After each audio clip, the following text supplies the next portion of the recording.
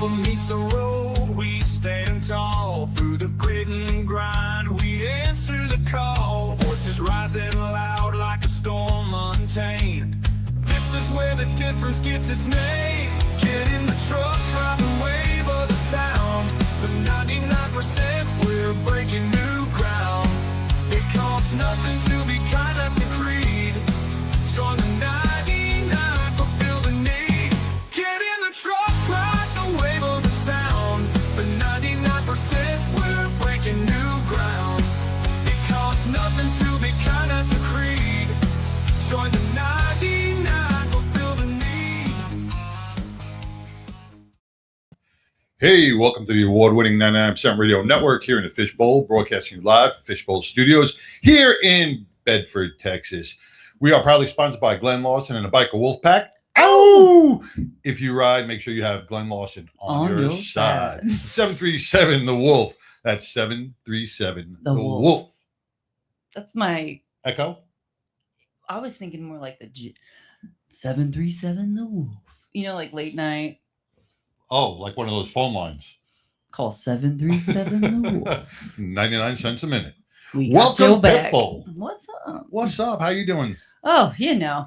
Where do I start? I'm doing good. Yeah. Yes. You know, we're just coming off a great weekend with It roll call. was. With roll call, you know, the rain we thought was gonna really dampen the response, you know, the turnout, but it was an amazing car show. We've had hundreds of cars, hundreds of people, lots of veterans, lots of first responders, everybody out there supporting roll call, and it was, you know, I was blown away by their inaugural roll call. Yes. I said it right. That was a tricky word It was for a you. tricky word. For a guy from New York. That's Yeah, a tricky yeah, word. yeah. But no, it was a great event. Even though the rain came, nobody scattered, nobody ran away. Everybody was there for a purpose. The hoods were still up. I mean, it sprinkled for maybe 2 minutes here and there. The inside of the DFW Car and Toy Museum, oh my gosh. Me and the Bettys got to spend some time inside of there. You need some time in there. You think it's like, it goes on and on. There's so many different cars and so many different toys. I didn't even get to go to the toy part. Is it 2 floors or is it 1 floor? There has to be, because It's a I big- did it's a take big an elevator. building. I don't know how I got out of it, but I know I took an elevator up. But yes, there's like it's not Dragula.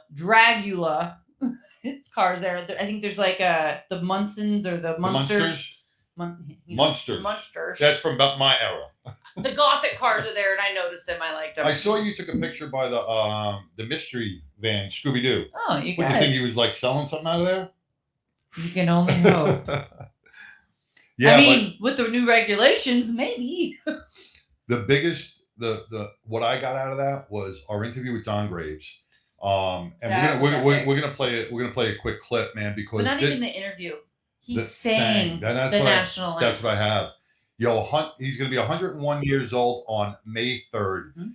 And this man is the survivor with Iwo Jima. He was in the United States Marine Corps, joined the Corps at 17 years old, and has really, really shined throughout throughout the country. He is an iconic hero, and we had the pleasure to just sit and chat with him for a little bit.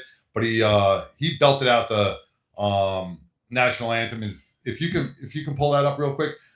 This is Don Graves singing the national anthem over at the Roll Call Car Show. At the DFW Car and Toy Museum. The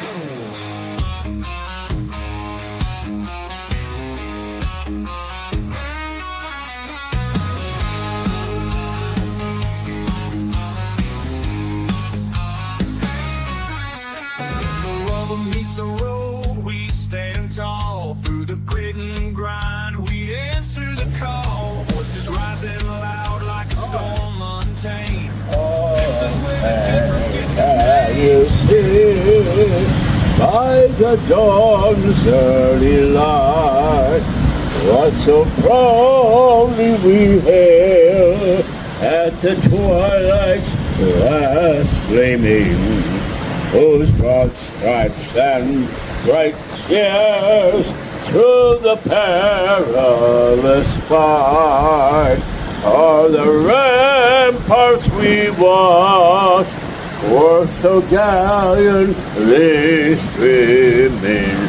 and the rockets regular, the bombs bursting in air, gave proof through the night that our flag was still there.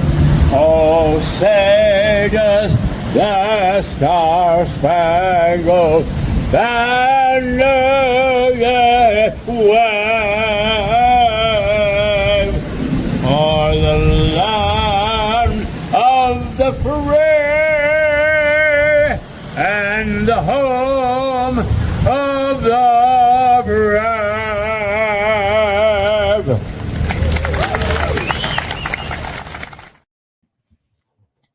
Does that not put chills down your spine? Speaking, I mean, he's gonna be 101. All the years and all the different wars and everything that he's seen this country do, and hear him sing the national anthem. You know, and for that age, he's still got the pipes. Oh, I mean, and the humor. oh my God, yeah, and the humor. You know, if you could follow Don Graves, check out his story. And he's having an open birthday bash at Roanoke Live on May 2nd, starting at 2:00. I think it goes from 2 to 6. It's right after the Brotherhood for the Fallen car show. Check it out. After party. Come out and meet him. Black Rifle Coffee. I went to Black Rifle Coffee looking for Black Dragon. Don Graves has Black Rifle Coffee, and Yes. you know that's some strong shit. Yes, the Black Rifle Coffee has now put Don Graves on their bag of Black Dragon coffee with a flamethrower. You can't have with the flamethrower. more It's of so a hero. cool. I mean, I know. with my ADHD though, it probably put me right to sleep. Well, when we were doing that It's interview, strong. when we were doing an interview with him, man, he was looking you up and down. He didn't care about me. He was like, "Ooh, what's that right there?" Eyes up here, Don. Up At least, here. at least the waist up. Don't look at my Yeah. shoes because I was in flats. It's a long day. I was, Man, just God bless him. I mean, he's been, if anybody remembers the iconic flag raising at Iwo Jima when the men raised the flag at Iwo Jima, Don was there when they did that. Don was just off to the left, as he says. He was there. He saw them do that. He was a 17-year-old kid on those beaches. And didn't he fudge his things to be in? 'Cause No. he really, was that him or was that another one? That was he said, and I watched him Which, on a I mean, podcast. that's honorable because they wanted to be in. They But I wanted watched to him serve. I watched him on a podcast the other day, and he dispelled that rumor. He was Okay, 17 when it in. Okay. He goes and he turns around and he goes at the Army you can fudge or the Navy you can fudge the paper. He goes the Marine Corps would never let you fudge your paperwork. So he went in on his 17th birthday. His father and mother signed the paperwork, and he went and he is just He's active in the community. I mean, we're up here in North Fort Worth. I mean, I see him out at so many things, even just for lunch at the local places. Like, he's active. He's not. He's active. Yeah. At 100, I want to be like that. I don't know if I'll make it to 100. I won't make it probably 80, 70. You're pushing it still. I just got health insurance, so we'll check. So that means you're on your way out. Once you get health insurance, that's it. They say, I'm yeah. afraid to Now go to all the doctor. ailments start coming, I'm man. afraid 'cause I'm like, they're gonna tell me all these things, and I don't want to know.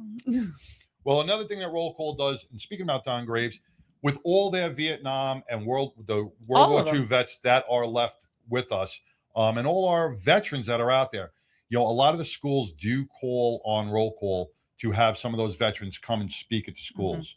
As they should. And they are so proud to get there and speak about what they did for our country and give the kids some real history. But let's show some. I got that clip. Let's show a little clip of some of the highlights and the winners of Roll Call's car show this Car and past bike weekend. Car and bike show. The Evel Knievel bike. The car show this weekend. And Jeeps. All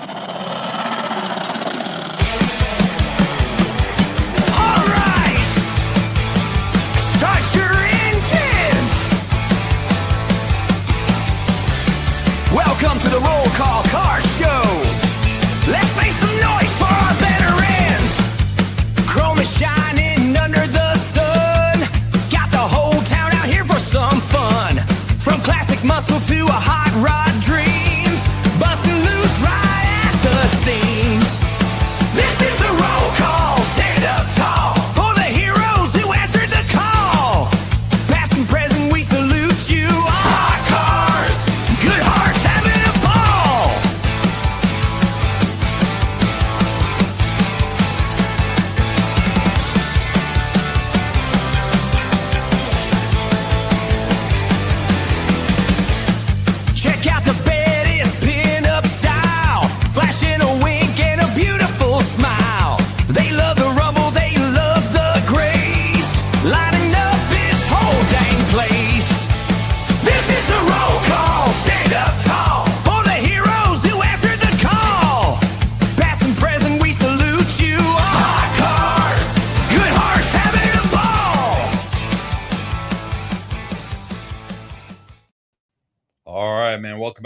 thank everybody in Roll Call for inviting the 99% Radio Network out there.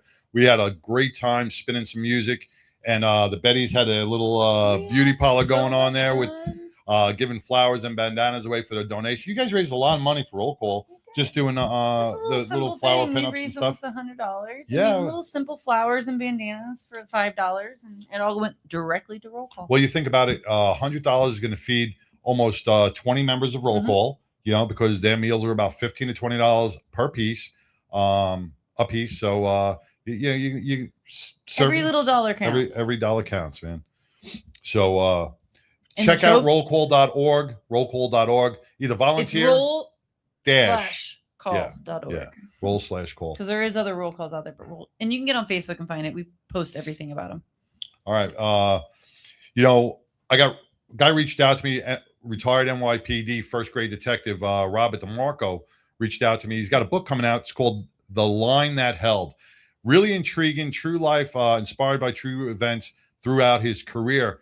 And it almost has, and I haven't read it yet, but it almost has that kind of Serpico type of feel or type of vibe, because from what I get from just the epilogue on this, it's Why are all these big words happening?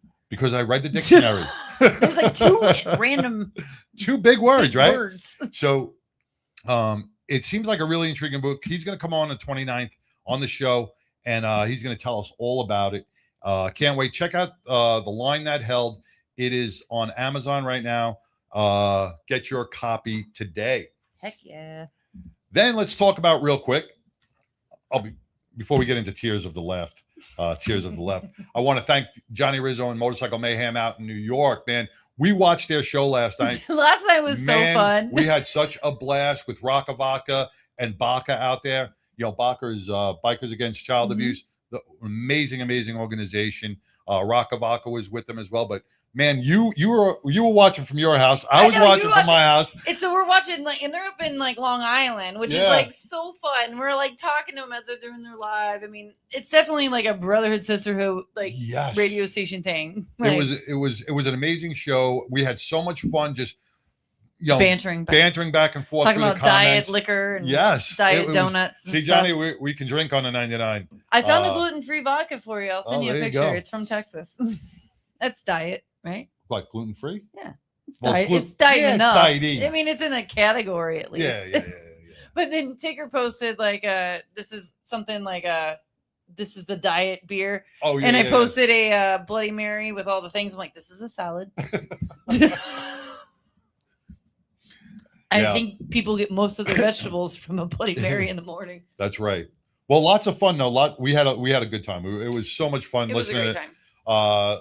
and that's how it is every Amazing week cars. on the Motorcycle Mayhem. Check them out on Mondays between 8 and 9 Eastern Standard Time, 8 and 9 Eastern Standard Time. Check them out. He even gave Glenn a big shout out yesterday on the show. Talking about Glenn Lawson and the bike. Because he didn't do the actual. He even went the. I did. Oh, He did. He howled on it. He howled. He goes, but he didn't howl as good as us. Because I mean, he mentioned something, Glenn. He mentioned something that we should go to, and I was like, "Well, we need to talk to Glenn." And he goes, "We should talk to Glenn." And then he howled. So I mean, I think I can't remember. I was drinking at the time, but we can rewind it somewhere. All right, we'll have to check that out.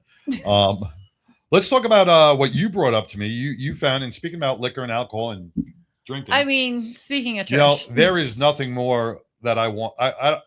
If I want any bourbon in my house, and I'm a Crown drinker, I'm gonna have to purchase. and I don't drink any of it, but I'm gonna have to purchase this bourbon because it's called Tears of the Left. Tears of the Left.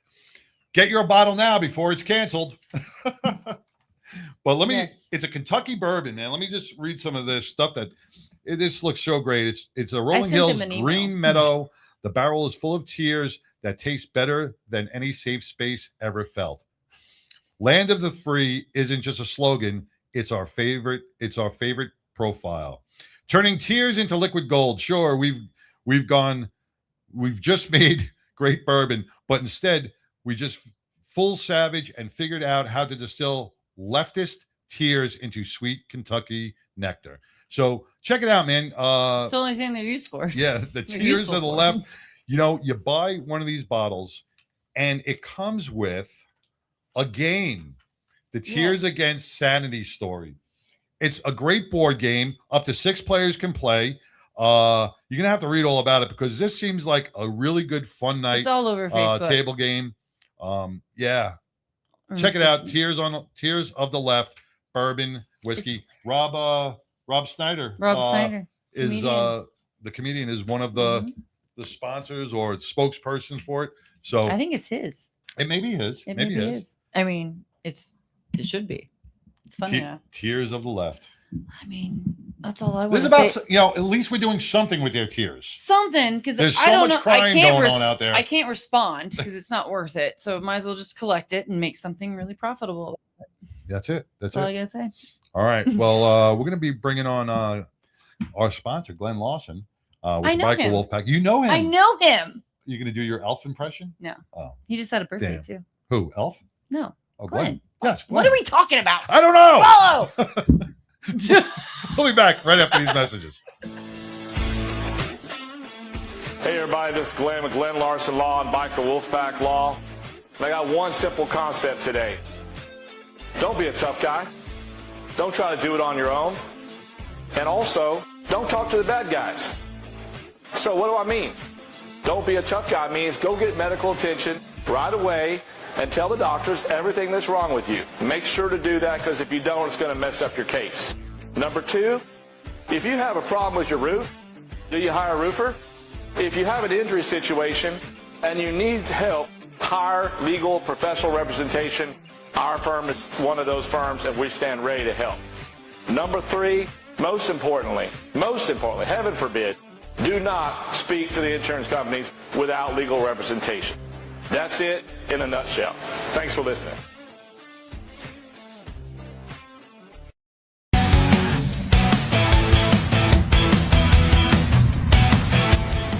I'm Sassy Sin with Battle and Betties, and I ride with the 99% Radio.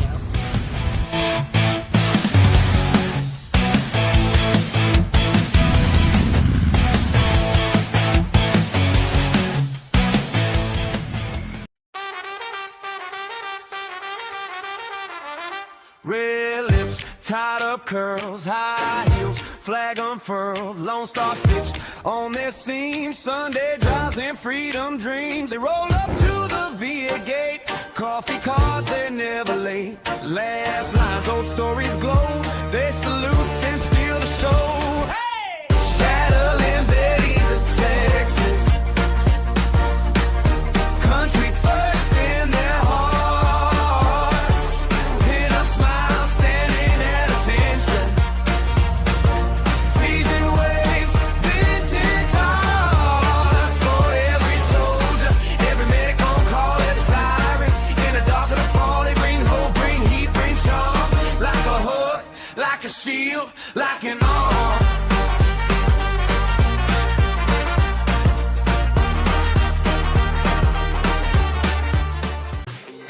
Biker Wolfpack Law is a safety organization founded by myself alongside Robert Howell with the primary focus of motorcycle safety, advocacy for injured bikers, and just general protection for those injured while riding motorcycles in the great state of Texas.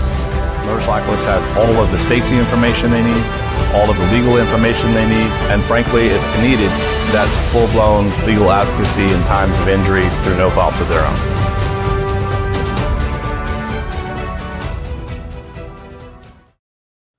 Hey, welcome back to the 99% Radio Network here in the Fishbowl, man. We got Glenn Lawson and the Biker Wolfpack in the house. Welcome, Glenn. Appreciate y'all. Thank you very much. Oh, you're just coming out of some dental experience, huh? Yeah, you know, for my 50th birthday, I decided to give myself several dental appointments back to back to back. Ooh. That's funny. My dad gave me a root canal on my 30th birthday. He's a dentist. That was what I did in Alaska when I went to visit him. Yeah, Happy you know, birthday to you. Yay. I felt like the resonating word as I turned 50 a couple weeks ago was legacy, and you know, what can I do for my team and myself and my family and my children and my grandchildren and everyone that touches and all the clients that we've served. And we're coming up on you know, I've been a lawyer for 21 years actually, and the Biker Wolfpack Glenn Larson Law is coming up on 10th anniversary this Wow. July. Nice. So pretty pumped about that. And so, I thought, what can I do? And obviously taking care of my health Yes. was the goal. However, and I'll make this really short because I can hear my wife, in my ear saying, do not talk about yourself too much. Don't make it too personal. But here's the bottom line. Root canals don't always take. So what happened with me is they tried to do a root canal, and the guy flipped his lid about 3/4 through the procedure and said, the endo, and said, you got some really weird nerves in your mouth, man. And we had to stop the procedure in the middle of it, and it didn't work. So What? been in dental for 22 years. There is some kind. I can. Yeah. Yeah. If you want me But to, that's not the I'll- thick of it. So then Yeah. they go back and they say, okay, on top of that, the temporary crown plan that we were. Well, first of all, the theme of it today is don't fix it if it's not broke, right? No, Okay, nope, I'm telling you, nope, because that's what they talked me into. nope. Here's my logic with dental. All right. When they give you a procedure, if it's a small filling or something, the sooner you deal with it, the cheaper it's going to be. The longer you wait, the more expensive it's going to be. Because the Well, longer you wait, it's going to turn into a root canal or an implant. okay, It's going to be longer. fair It's going to be enough. more expensive. So just know your homework before you choose, and this is my whole point. And okay. if you need reference out, So you can long email story me. short, fast forward multiple appointments back and forth, blah blah blah, and then they tell me, well, actually now the temporary crown doesn't work. Whatever, that's fine. I deal with it. I'm gonna I go home. I'm cutting some meat up on the grill on Sunday, Oh, no. and I look down at it, and I'm like, man, is that a tooth? From Oh, the no. cow? It's made out of plastic with temporary And a cement. whole tooth came out, right? Or a whole what I Filling? thought was the Oh, the- tooth, well, but it was really the crown. It's a temporary Oh, it was a crown, crown. with Oh. temporary cement. So, long story short, to go back, here's the point of the story. Everyone should know that a dentist is also a medical provider, Mhm. right? Mhm. And should hold them to the same or similar standard. Here's what I'm talking about. And it has to do with Oh, heavy machinery, operating heavy machinery, i.e., X-ray machines, correctly. So this is what I experienced. And it's always ask, don't be afraid to be the person that asks the tough questions from your service providers, Yeah. i.e., dentists, Especially when, or any medical, Or any of them. any medical, or any provider professional, for right? that matter. So I go in there, and the girl's like, "Okay, we need to redo your mouth, whatever." So she puts my face on the machine, and just before I did it, I'm like, "Hey, wait a second! This is a heavy X-ray machine. Where's my chest plate?" They don't need them now. Hold on. So I understand that. I disagree with that technology that's out there. And I said, well, where's the X-ray picture? Well, we only give it upon request. And I said, is that because you can turn the dial more often? In other words, you can get a lot more procedures done, make a lot more money. And answer off the record was yes. Huh? Do you Right. get more radiation walking through an airport? I than hear do you. from the X-ray. But the point of I'm it going to is, defend the dental that field on this. these dental places, there are these fly-by-nights in the middle of the shopping centers. Just be careful and know your rights as a patient. That's my Yes. point. We can move on. Okay. I'm on a tangent on it, and I'm going to continue to honor what Pitbull's saying and research it a little bit more because I My feel father like was I'm, a dentist, and I was in for 22 I years, hear so I you. got some education. I hear you. I hear you.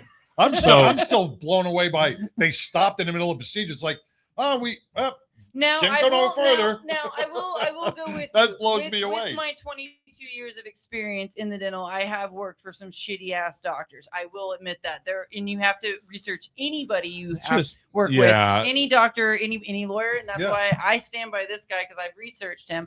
But yeah, you have to research everybody. I'm not gonna lie, Yeah. but I get what you're saying. Yeah, it's just don't be afraid to stir the pot a little bit. Is all. I'm Yeah, saying. yeah. And Yeah, advocate ask for questions, yourself. and they should be able Ask to questions. answer them. Ask tough. were questions. you in any pain or anything, or I mean, not really. It's still there. They haven't fixed it. I'm so it's I'm uncomfortable? trying to deal with it now. I got some references for you. get a whole new tooth and all this other stuff. But anyways, I so got shifting gears, Yes. something recently Motorcycles. that we did in the world of motorsports, and specifically with motocross, and then specifically in the world of the big race that just happened in Austin. Yep.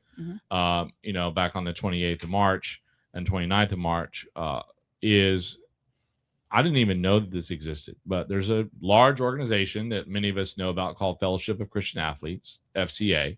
It's a nonprofit organization that supports lots of different athletics and the ministry within those athletics. And they have a motorsports division. And within that, there's a motocross division. So, long story short, in Floresville, Texas, this summer, you can look it up. It's FCA MX or MTX for the motocross division and .org. And you can check it out or just Google it. It's for kids, all ages. They teach literally how to ride motocross. Okay. Wow. And from beginners to more advanced riders.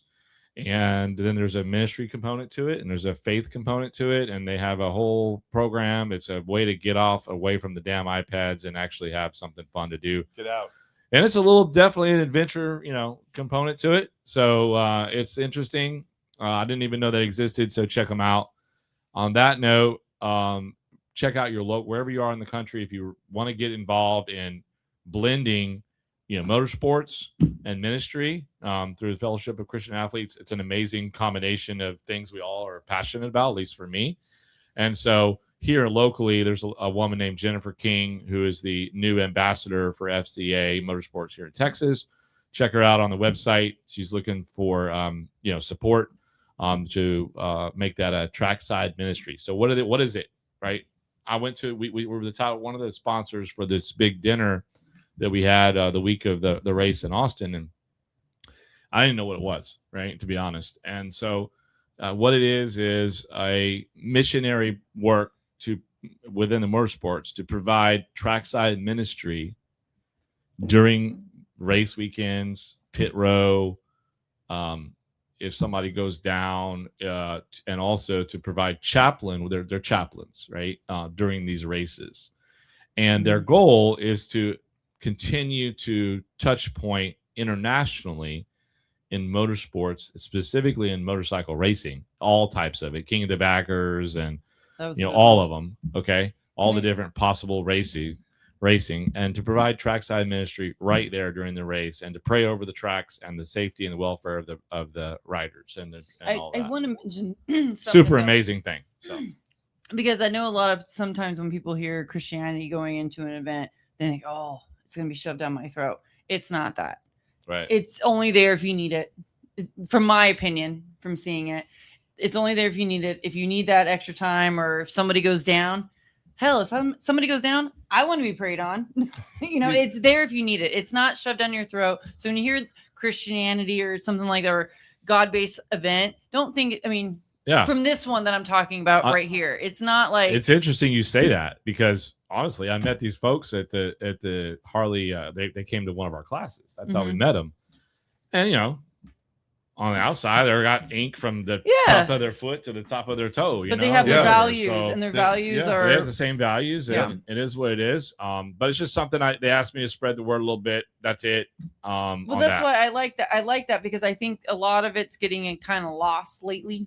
Well, like having a purpose. Exactly, but the purpose, and if we look at motorsports, I'm not super religious. No, but let me get that out there. Like I'm still figuring shit out myself. I was raised a certain way. Like I was shoved boarding school and Catholic school down my throat. I rejected it for many years, but as I got older, I realized, what the hell am I fighting it for? Right. It's nice to have that but connection. If you look at almost every sport out there, like NASCAR, they still pray before the race. Yeah. Right. Yeah. They do the national anthem, and then they have a prayer. They have a prayer ceremony before the race. They bless the cool like God. They bless the track. They bless the drivers. And it's just something that either you hold on to it or you don't hold on to it. And I think that's an amazing thing, especially for the kids. We've taken religion away from our children. We've taken it out of schools. We've taken it out of everywhere. So to bring that religion back, even on an athletic aspect, it gives the kids something. And to be clear, I would say bring the faith back, not the religion. But that's what I would say. Yeah, faith back. Right. We're not gonna get. We can go down that. We're making it a shirt. We're not gonna go bring there. faith back. Exactly. So bottom line is, check. I just thought, hey, it's April. So a lot of parents are going to be looking for something new, different, unique to do. Summer's with their coming. Kids. We gotta figure out. It's a very reasonable cost. Compared to other camps, it's still a little bit expensive, but compared to others, it's actually cheaper. And so there's a lot of different camps. many And there's weeks one is in it, like, Arizona. for- There's like a couple different weeks in the summer that they're doing it, but it's 1 I week. mean, like it's just the It's 1 1 week week. period. Okay. All the details are on the FCA MX or FCAMTX.org. Check that out. Can I There's buy one in them out? Arizona. There's 4 or 5 different ones across the country. And I just thought I'd I like spread that because, like you said, summer is coming. Yep. And you got to get on it now because Yeah. if you wait till when they get out, Well, Max you're started stuck with them. Max started doing the mini bike, right? He does mini And bike. he's really started to enjoy it and love it, right? He's out there, Yeah. and like you said, it's Yeah. it's off the couch, it's out in vitamin D in the sunlight. Yep. You know, you're getting kids back out there. Mhm. They're off their video games. They're off their PlayStations, or Video they're game. getting out and they're Unless they're doing a something. simulator Yeah, trying to yeah, figure yeah. out how to race. But they're getting a little activity, Right. and I dig it. Back in the day, I was good friends with these guys, the Smith You're family, playing Tommy Pong. Smith, and they were big into dirt bikes, and they used to ride motocross all the time. And now one of those brothers, he's a huge motorcycle rider in one of the circuits, getting sponsored by different motocross is organizations. One of my huge. best friends And, just got sponsored. It's She's amazing. a BMX biker. I've Oh, known even her a- for yep, years. even She's BMX. done BMX. She's in her 20s now. She just got pro, and I'm Jersey. Love you. Congratulations. So pivoting away from that into the world of the e-bikes and these other weird E-scooters. things that are out there. A couple nights ago, I was with one of my daughters over in East Dallas, and we were sitting outside, and she's always messing with me. And we were over there by White Rock Lake in East Dallas, and we saw it was supposed to be a bicycle trail, right? But it's like all these kids on these jackasses on these little some are E-bikes, gas yeah, powered. yeah. Even I've seen them. Where are They're your gas parents? powered, and they're little things. And she goes, "That's your wolf pack," ha ha ha. And like, thanks, I appreciate it. And so it brought to my attention, what if they cause wrecks? So then the next night over on Mockingbird, I was coming home from the gym, and I looked over. Damn, if I didn't see one of those kids, probably 11 years old, going down Mockingbird Lane in Abrams in East All in Dallas. black sweatpants and shit. Literally hauling ass down the middle of the road, and a Mhm. 5.0 was following them, like with lights on. Oh yeah, Right? Getting him home. Yeah. And then I heard about something that happened in the news Yeah. and all of that. Even in our little situation. neighborhood. New York has a huge It's issue just a with crazy New York is having a situation. huge issue with these e-bikes and these gas-powered mopeds, all riding in the jogging lane and the walking lane on the sidewalks. And I got to bring this up too. And I see where the cops was following them. And this goes to all my NYPD brothers and sisters out there. We saw what just happened to our sergeant in the NYPD who threw a cooler during a buy and bust operation, threw a cooler at a perpetrator fleeing the scene. He crashed the bike and ended up So he threw the cooler and it made him crash. and made him crash. Fucking bullseye. Right. Yeah. Well, here's the deal: the liberal judges who will let the murderers and the rapists and the assault victims and the robbery guys out on bail and not convict them in the whole bit. Well, they convicted this sergeant. They convicted him, and he's sentenced to 3 to 9 years. So that means he lost his pension. He's not going to see his family. He's For got going off a perp. yeah. And to give you a little quick backstory on this, they were doing a buy and bust That's operation. New York. They were right doing a now. buy and bust operation. I've been involved in many of these, so they can go sour real quick. UC makes the buy. It was cocaine, or I think it was cocaine. And he was part of the backup team. He was part of the apprehension team, and he was called a ghost. He was on the side watching from a distance. The guy steals this motorbike, takes off down the sidewalk. Sidewalk is packed with civilians. He's weaving in and out, can definitely kill somebody on that sidewalk by flying down that sidewalk. The sergeant, who is in plain clothes, grabs the nearest thing that was off a wall, which was a small little cooler, and he takes it and he threw it towards the bike, hitting the biker in the chest to Superhero stop him. shit. To stop him. The guy then the perpetrator then crashes, falls off, hits his head because he wasn't wearing a helmet, and dies. So already violating for driving without a helmet in New York law, I would assume. Well, he stole the right? bike, and he just bought drugs, and he was fleeing the scene. Oh, but let's So protect him after a lot the of stuff goes fact. behind it. And now the judge convicted him, and he lost If a- everything. 3 to 9 years in prison. That's why like when you just said, the That cops are pisses me off. following this individual on the bike. Cops are afraid to do anything I know. nowadays because the criminals are going to win over Have the you law seen enforcement. there's been I've seen Well, cops Guys, you want to jump in? yeah, telling no, me to I mean, shut it's up. just what not to I agree with you, and that's why I don't do criminal law, because the system is fucked up. Yeah. So I mean, you see at schools and stuff, there's a cop, or they're I don't know exactly where they're at, but there's one cop, yeah, and you see these teenage kids start throwing punches at these cops, well, and it just blows my fucking mind so that you would have that disrespect for law enforcement. it's horrible. and the legal question I was going to raise, and I appreciate the context of that because I didn't know I'm here about for it. your experience there was what about insurance coverage for these kids that are riding these motorcycles, in quotation marks, they're not really motorcycles, Right. going down the road. And boy, it's a lot of complexity to that. And I've literally heard, I get probably one call a week where a kid on a e-bike or gas powered whatever causes a wreck. And it's very complicated because they're not licensed, there's no insurance, and likely then maybe the parents have homeowners.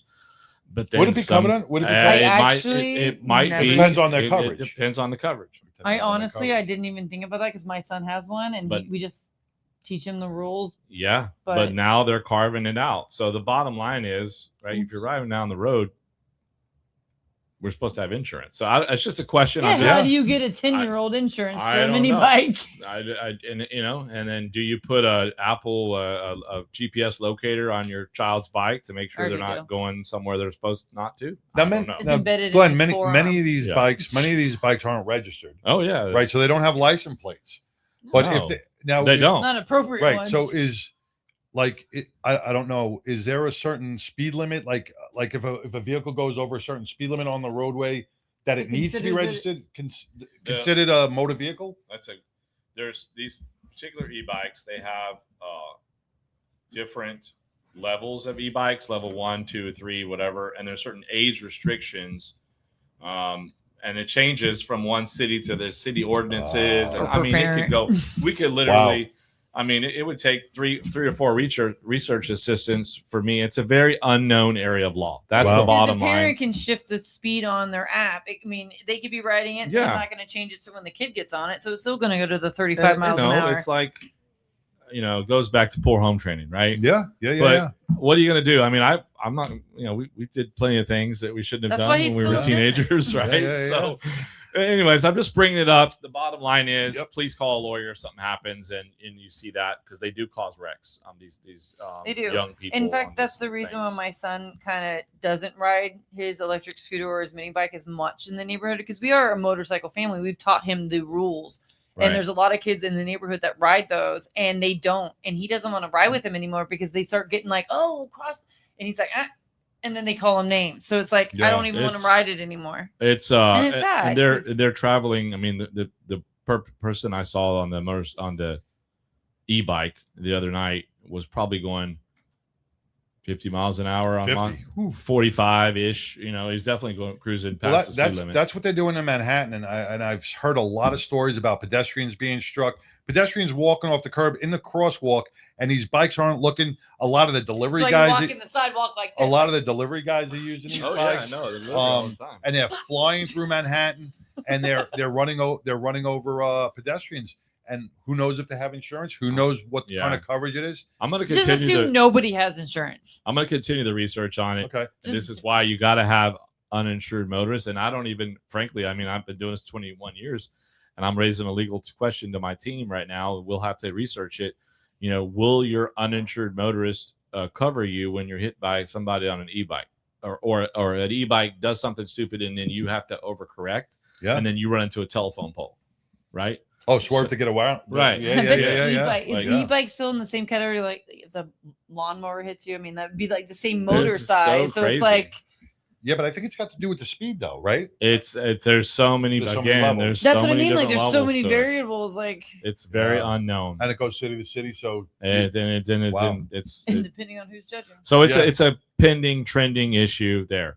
All right. Last thing I wanted to visit about is one very common thing that's come up recently. Sounds serious. I know. It is a little bit. I know. serious. Like the whole mood just went. Whoosh. It wasn't me.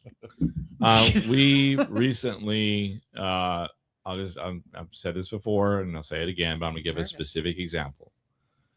Yeah, last week I had to have a phone call with a client, a former client of mine, that this particular person went through 47 procedures over 3 years of time, 12 major surgeries, so on and so on, and luckily to survive. And he's eternally grateful to be alive, and he's slowly making progress, thankfully.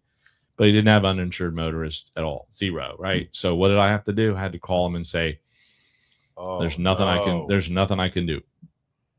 That's got to be a heartbreaking There's no thing for you to do. And he's lost his income, he's lost his work, he's about to lose his house. I mean, we set him up for a couple of charity applications that we know. We did provide some financial support to him to the best of our ability. And he's going to be all right because he's got a good attitude. My point is, attitude is everything, right? When you go through these things, but also please protect yourself and get the right insurance. Probably for $15 more a month, I would have a conversation with him of, hey, here's $100,000, and at least it's a drop in the bucket considering what he went through, but at least it's something. So please make sure, check your app. If you don't, literally all you have to do, check your app on your insurance coverages. If it says rejected for PIP and UIM, please change that if you can afford it. And frankly, if you can't afford it, cut out Taco Bell, and a few other things, and you can. Okay, please do that. If you can afford to put gas in your motorcycle, then you have an obligation to yourself and your family to get the right damn insurance. Please take care of it, and then call us if you need us. Yeah, that's all I got. Thank you, Glenn. It was a tough conversation. I bet. And you and Lori Montoya, who's going to be coming on next, you hit on this topic every week, and it's repetitive, and it's because you see it each week. Lori sees it each week. You live it every day. Yeah, you see the after effects of all these uninsured or not properly insured. Well, every different accidents. Scenario. Yes, every different scenario across the country. Yep. And for another $15, $20, or even $50 a month, can make a huge difference. Right. With if something catastrophic happens. That's And absolutely that's true. why it's great because Glenn Larson you guys do consults. Oh yeah. Which is great because they have so many years, like we're talking about, so many years of experience with so many different scenarios, which we think we know, but we don't know I get so until many, you talk to an expert. I got one the other day. It was about a motorcycle crash going over a cattle guard on a ranch road, privately owned ranch road, and whether or not the cattle guard and the guy crashed, right? Because the cattle guard didn't work. But it was crazy. So long story short, on the other hand, we had somebody come to an ASM class in July, attended the class in San Antonio. It was a BMW riders group, right? All that. So we signed him up, got him taught him the class, and during that class, sat down with him. And one particular gentleman that I know in particular, he said, "Oh, you're right. I don't have the right coverage." He clicked it, updated it. 10 days later, Because nobody tells he was you in a when you- major wreck. Yeah. Oh my Nobody God. tells you when you And buy the bike that then you he need hired all this. us, and his financial recovery was quadruple what it would have been. Wow. Let's you going to sit for Lori? I got her up You gotta for run? a couple minutes, but Okay. I do He's have a to busy go. Well, man. we're going to take a quick break because we're running a little behind. We're going to take a quick break. We're going to bring on Lori Montoya with Bike It Down, and we're going to continue a little bit more about motorcycle insurance. But I'm sure Lori Montoya is somewhere in Colorado, got some good stuff to be bringing up right after these messages. What we believe in at Glenn Larson Law is doing one thing and doing it really well. When I meet people, I always tell them we're going to uncover every single rock possible. That's the medical component, that's your story and your voice. We've solely focused on personal injury, whether that be a slip and fall accident or a commercial 18-wheeler, a motorcycle or DWI, motor vehicle accident. We specialize in that and that only. When someone says, my neck really hurts, I know exactly how that feels. There's so much more to an injury case dealing with the pain level that people go through and how it affects their lives. And I know how to advocate to make sure that the insurance companies take all of that in consideration in every case. We're very transparent and open to always keep them informed and stay on top of their case at all times. Because we're a little bit smaller in team numbers, we're able to really dive into every single case and develop not only a client relationship, but a friendship and a lifelong connection. We're on call 24 hours a day, 7 days a week. We'll meet you anywhere, at the scene, in the hospital, at your home. Whatever's best for the client, we will do every single time. There is a connection component that I believe our firm is committed to. We want to be connected with you and your family beyond this case so that you know that you have a lifelong partner. Not just a case, but a lifelong connection and a lifelong voice. And we look forward to serving you.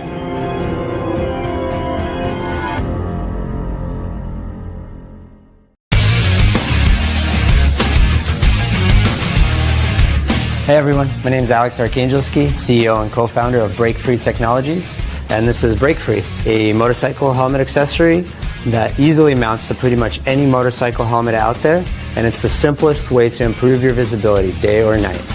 BreakFree's got a sensor array built into the unit itself, so there's nothing to mount to the motorcycle, there's no wiring, everything is inside the unit.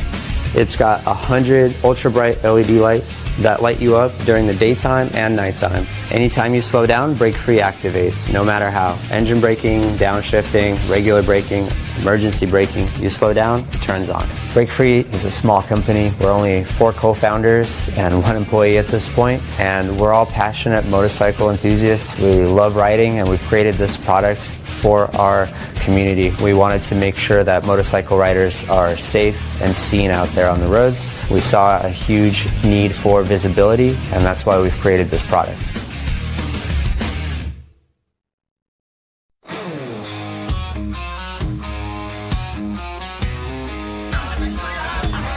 I'm David with Thunderbird Biker Supply, and I ride with the 99. Hi, I'm Maria. And I'm Misty. And we're with POF, and we ride with the 99. Hey y'all, I'm Janie Balderas, and I ride with the 99. Voices rising loud like a storm untamed. This is where the difference gets its name. Get in the truck.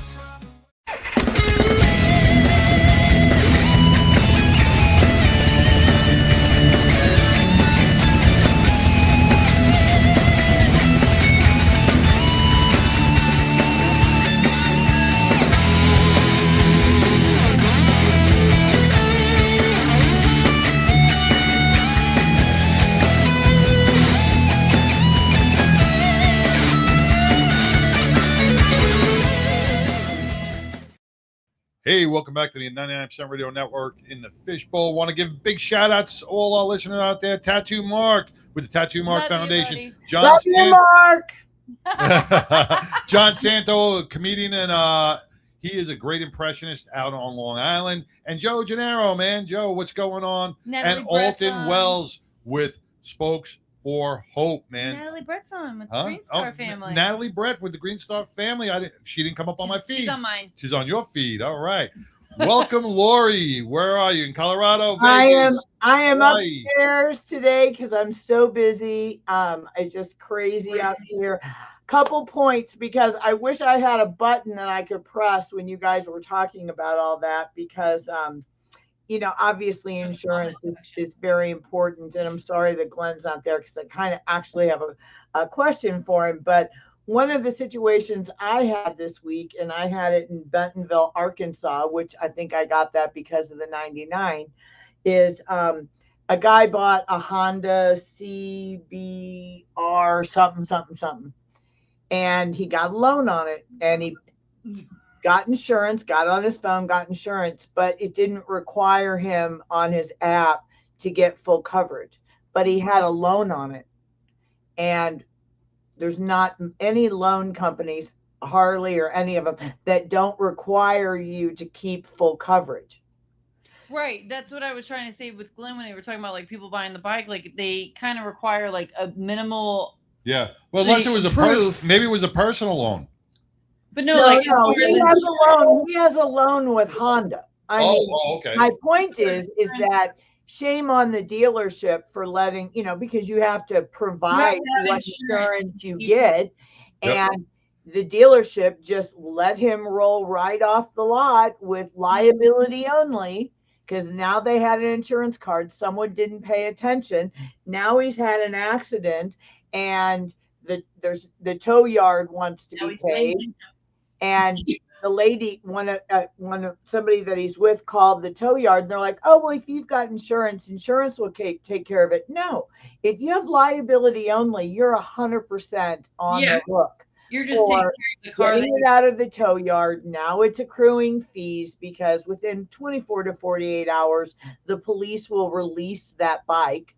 And now the tow yard is probably charging him between 15 and 20 bucks a day. That's where you get hit. If not more. If not more. Tow and yard. stuff. And this person is 45 years old.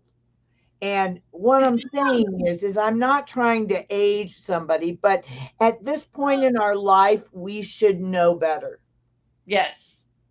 You know, we should know that if we have a loan on a vehicle that we are getting behind the wheel, that loan company, and I'm sure it's somewhere in the paperwork, and he's totally screwed. He doesn't have the money. So what happens in that situation now with medical bills and things like that? The guy's going to end up in bankruptcy court. Now, this is in Arkansas? Bentonville. Or Kansas. Well, I just got to say enough said. No, no, just kidding. You're so rude. The other one that I got this week was out, and this is where I'm really starting to enjoy. This one is from Stockdale, Texas. And he had an accident, got hit by an uninsured driver. He got hit in October of 2025. He had $50,000 underinsured because he got hit by an uninsured driver, but he went through that in 6 months.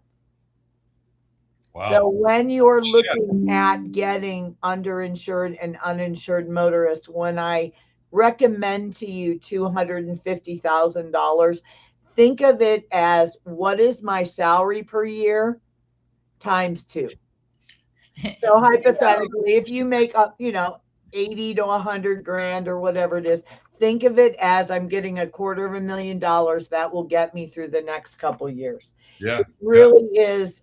Glenn is right. You got to give up Taco Bell. I say keep Taco Bell, give up the frickin' Starbucks. Yeah. Yeah. And like you said, before you throw your leg over that bike. Yeah. Give up DoorDash, and get up off your butt and go get your food.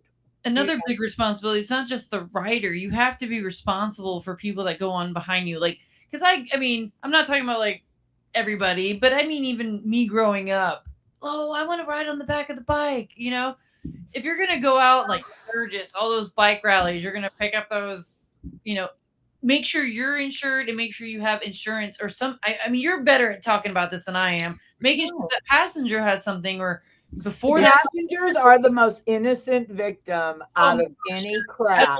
Be friends to being passengers. Yes. What did I say a few weeks ago? If you met him at a biker bar and he wants to go for a ride, he can pick you up tomorrow. But here's another thing that just sparked my memory is, every time I get out on my bike, my grandkids are like, "Oh, can I get a ride? Can I get a ride? Could you take me down the block? Can you take me down the block?" I'm going slow, but say another driver hits me, or say, or say I hit some leaves or oil. Here's the next one. Even at 30 miles an hour, and my grandkids are small, 10 years old, they're gonna fall, they're gonna get hurt. Okay, but here's the next one. Seminole, Oklahoma. Guy is a mile from home, going 15 miles per hour, 19 years old, and gets hit by a truck going 75 miles per hour, and he's uninsured, and the 19-year-old died on the bike, less than a mile from home. Wow. I have a child. Sadly, the realities. I was going to talk about this one. I got a call last night, and I started crying. Michigan rider, very responsible, left his children life insurance. But he died. He misnavigated a turn. And the family, in lieu of flowers, has chosen Biker Down, saying, help. He would want bike. We're fine. We have the kids have life insurance. He had plenty of assets. But they reached out to Biker Down, so we created a in memory of fund so that the family can track the donation. So you're not just sending a donation to Biker Down. So I'm not trying to solicit anybody that's going through a very traumatic time. But flowers die. And making a donation to an organization that a biker that passed, something that will pay it forward for future riders. And we would be happy to set that up for anybody.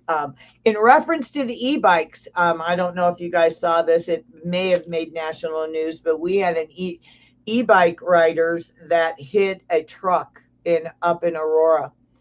And the driver got out to see if the e-bike rider was okay. And his other rider that was riding one of the e-bikes came up and they beat the shit out of this guy. And he didn't cause the problem. What happened is he was riding, the e-bike rider came out and went down on his bike. He never made contact, but the driver naturally got out to see if the guy was okay. The guy beat the absolute tar out of this guy, and then they took off. By the grace of God, somebody turned him in. But that what happens do you here in Texas a lot. There'd be like a bunch of like I don't want to say Yeah. bikers or crotchwalkers, whatever the category. You can call them little shitheads because I really don't care what they're riding. Motherfuckers, dude. Yeah, and they get.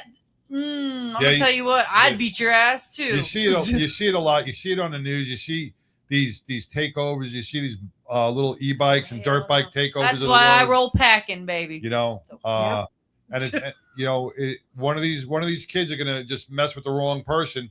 And like you said, packing. Here in Texas, we don't play. You're threatening. You're threatening my family. You're threatening my kids. You come up on me. You know, I have to One tell you a last funny thing here. story about that though, because this is back in the 80s, and my Italian stepfather moved down with my mom, and so my dad came from an old neighborhood where if you got into a problem with somebody, you went to fists. You know, you fought, and then it was done. So he gets down to Texas, and they live in Houston, and this guy cuts my dad off. So my dad is driving by him and flips him off, says pull over and everything else.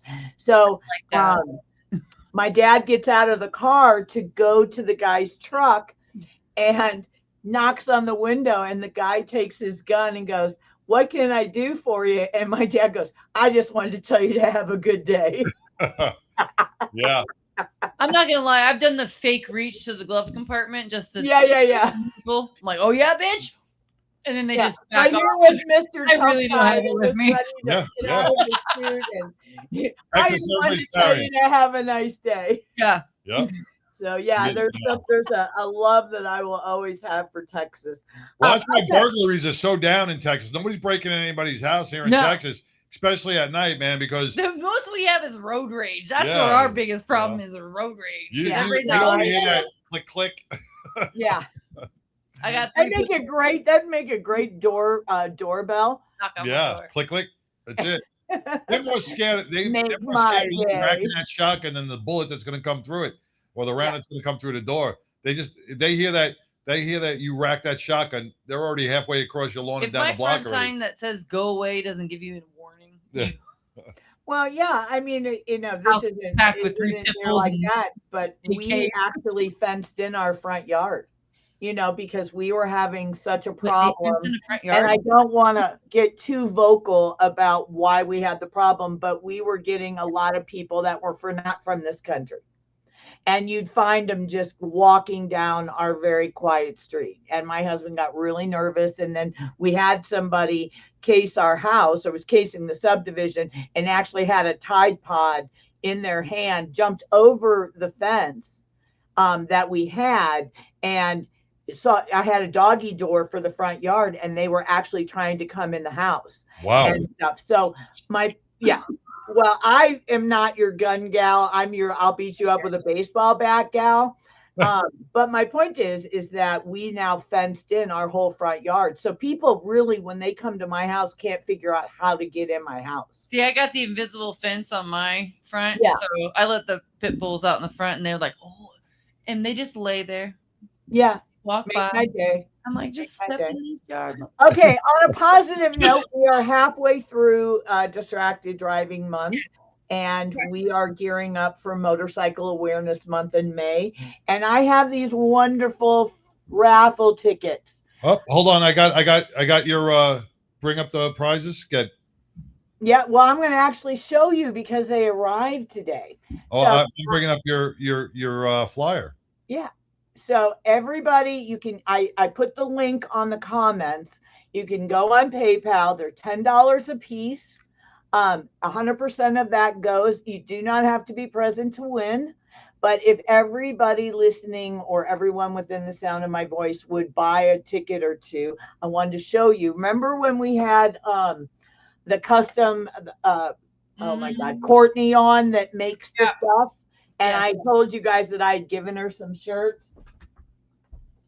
So she took this denim t-shirt, our shirt that Chomper had. And as you can see, that was the original shirt. We're And she slightly made delayed, but I will. this amazing duffel bag. Oh, I see it now. Did- no, wait, are you, you're grabbing can you it right find it? Did I put it on There there? it is. No, it's on there. Now I can see it. It should be. It should We're be the slightly flyer up on delayed. I top. see you having it okay. now. Yeah. Oh, that I like that. Yeah. So this bag, if you bought it that's from her, would probably be about like a- $700 or $800. Yeah, it's like a denim with like, am I assuming like black leather on the top? Yep. Yeah, I So what's love that. beautiful about it is not only am I really proud that she's doing this for Biker Down and she created stuff for us, but anyone that has a military jacket, has something that's very memorable to maybe someone that's passed or a wedding anniversary or something like that, she can create Oh, just the no, I most. remember now. Yes. Yes. I She can remember. just create, but this was just a denim t-shirt that Chomper couldn't wear anymore. So hold on, we got more. That looks like it fits right inside the saddlebag. No, it looks like it belongs in my house. Well, true, but it looks like you could pack it and put it in the saddlebag. It looks like that size. So look at this one. This is the backpack. And this was Where's one of Glenn? Chomper's. Money. This was one of Chomper's black shirts. She took a leather vest in the front and has a pocket, has 2 water bottles and stuff. So Yeah. these are all part of that raffle that we want. $10 nice. a ticket. This is just that's totally absolutely Tigger. Yeah, stunning. that's nice. We're gonna Okay. we gotta tag Tigger in that one. That's totally Okay, a here Tigger we bag. get to the really cool thing for all you Texas gun enthusiasts. I just saw you slip your hand in there. Oh, yeah. So Yes. this was this man's shirt. And she quilted all of it. She put a chain on it. You can, do what you guys do with these things. You can put your ammo, a handgun, and this thing is just like Chomper said, you can get ready to put that in the house too. But Wow, that's he nice. just does I amazing like the work. chain handle on that. Yeah, I mean it's really just stunning. And again, it was made from a shirt that Chomper couldn't wear anymore. So I took an $85 shirt and repurposed it, and it's just stunning. And she did all the quilting. And then last but not least, for the ladies, I have 2 purses, but I don't have the other one with me. Ladies, I mean, I'd take that too. Yeah. This was just your typical Harley, standard Harley shirt that people do. And she made just this beautiful purse. And inside it's got the Harley label and stuff like that. So all of these things are on there. And then I'm going to include 2 custom hat experiences that if anybody wants a custom hat, I took this blue hat and I spray painted it with black. And so I can put branding on it and everything. So my point is we've got some really great items. We need the help. I don't know how to say it. We need the help.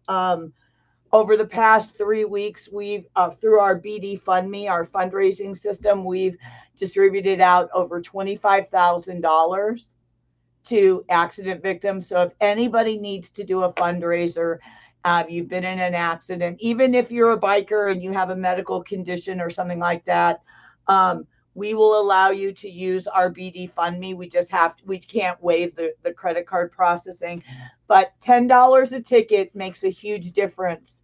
So go to that link. You can buy more tickets if you want, and you do not need to be present to win. We will ship it. And last but not least, I took a tally. We've raised in the past 2 years over $750,000 through our BD Fund Me system for people that have been in an accident. Now, I didn't do it. It's based on how much they share it, but we've given, think of what that kind of credit card processing going to other more high profile people that are just going to chew the fees. Yeah, all the hidden fees that for these nonprofits and stuff, it really kills them sometimes. Yeah, and I mean, a lot of those big name ones that you automatically want to go to, they have hidden fees. You know, they don't realize you're paying 30 cents per credit card transaction. We're getting charged 8.5 credit card processing fees by the time that they're done. And you take someone that raised $2,000 and take out 8%, that's $160 that they, you know, but then you see the ones that raise 20, 30,000, that's thousands of dollars. Yeah. Even your dogs aren't happy with it. They're not happy with your it. dogs aren't even happy with that. I'm telling you. Is it? Well, no, I think my husband is getting ready to come in, so they want to. But anyway, we just want to tell everybody, please go to the Biker Down app. You can get it on Android or Google Play Store. You can do a help request in real time. You can do report an accident in real time. We've got the Break Free resource to buy that Break Free. You can get $20 off if you buy it through our affiliate program. We have motorcycle towers. And we ask everybody, if you don't want to buy a raffle ticket, go on bikerdown.org and go to our store, buy a trauma pack, something you really need. Mother's Day's coming up, Father's Day's coming up. We've got great things, the gloves, you know how you love those gloves, but please buy a raffle ticket and support injured motorcycle riders. We really could use the help this year. Well, Lori, I'm totally because the Battling Betties do a lot of events that involve motorcycles. So that's why I reached out to you today to make sure it was okay. And Biker Down is a proud supporter of the Battling Betties because I want our events to be safe. So we're going to support the Biker Down with our Battling Betties because we want to make sure that everybody that comes to our events are aware as well. So I love that. I'd be happy to send you a little swag box filled with some swag and stickers and the in case of emergency cards, t-shirts, whatever you want. I'd be more than happy. But more importantly, I would like to come in June. And this is 1.5 years we've been on here. I want to get made up as a Battling Betty. Betty makeover. Do a makeover. I thought that would be really great content. I said I would make up an event if she was coming down here. All right, we'll get one. Up. We got something going on in June. I'm sure we do. We're talking the second, not the first weekend, but we would definitely love to do that. And I'd love to come on live and get to spend the 2 hours with you guys. You guys mean a tremendous. Oh, and guess what? You know this. We haven't talked about it. But High Seas Rally is no more. Right. I did see that. Yeah. And just in case anybody listening has ever cruised the High Seas Rally, our group, High Seas Rally Cruisers, we have decided we're cruising anyway. So we're still going to go on Allure of the Seas November 1st through the 8th. John, you would have points through your gambling through Royal Caribbean. You can really get a phenomenal deal. And what I'm gaining at is that if we can keep the group together, what I'm planning is doing a complete going back to the basics that everybody wants and doing a cruise for charities for 2027. So we just want to keep the group together. We're sad to lose them, but they just sadly price themselves out of that market.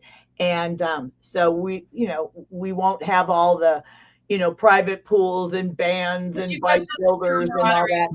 Like-minded people together. I mean, really everybody's having their own party together. It's more about the camaraderie, the brotherhood, the sisterhood. And everybody and all we got to do is take over an adult pool and bring a boombox.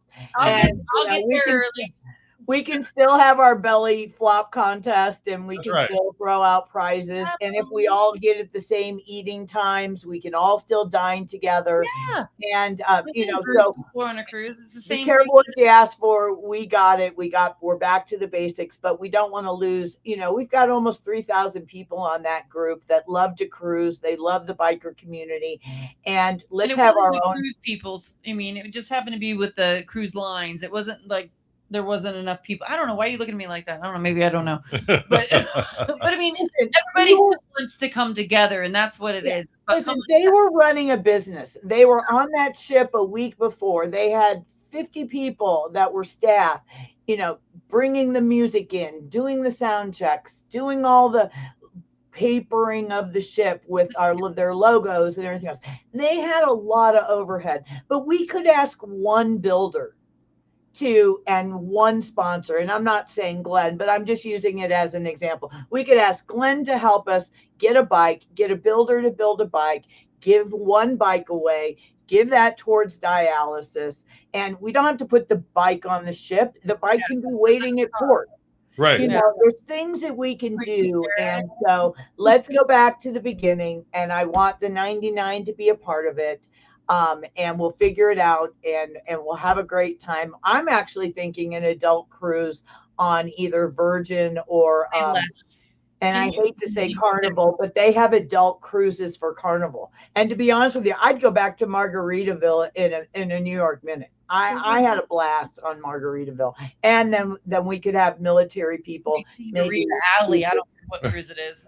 All right, we'll have to talk about that. We will continue that conversation, Lori. I want to thank you. How many tickets am I getting from you? Huh? How many tickets? What for the raffle? He's got a for the raffle. Oh or the yeah. cruise? Well, we'll you'll talk. Be surprised. We'll buy some tickets. Okay. You know we'll buy some tickets. I know. All right, love you guys. All right, love you too. Talk All to you right, later. Lori take care. Montoya with Biker Down, man. Put me down for one. Don't forget to get your raffle tickets for those amazing gifts and prizes. You don't have to be present to win. Go to the bikerdown.org website and make your donation, or go to the Biker app on your phone and be a part of something bigger, man, because they're in all 50 states and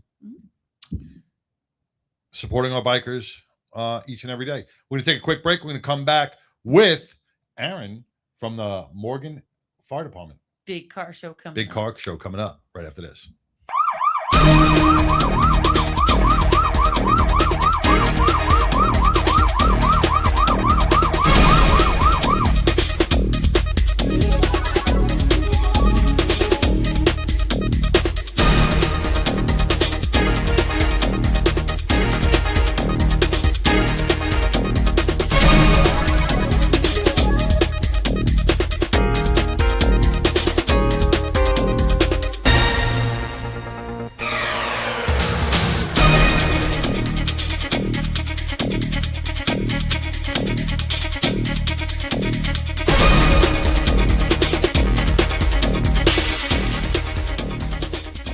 Leather Up will keep you safe while looking great with a huge selection of armored and casual flannel shirts. From beaded to sleeveless, Leather Up's got badass gear for all riders and all seasons.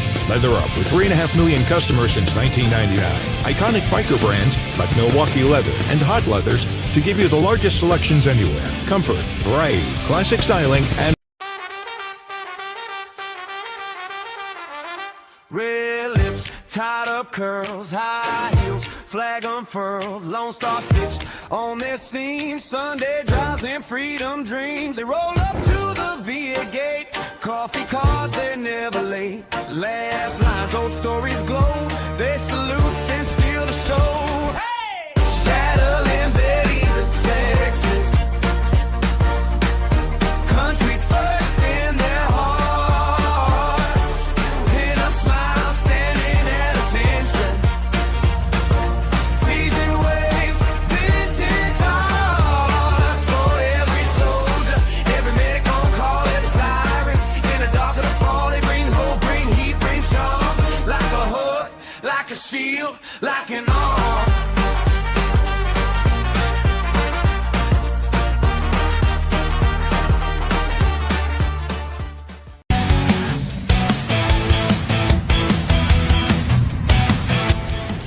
I'm Sassy Sin with Battle and Betties, and I ride with the 99% Radio.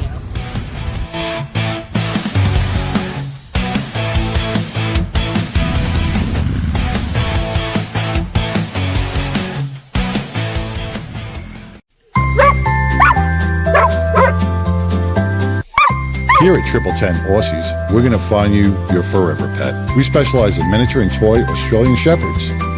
All our pups are pet and family friendly. They're socialized, basic training, and a health guarantee. Check out our miniature and toy Australian Shepherds at triple10aussies.com or call us at 817-213-6698.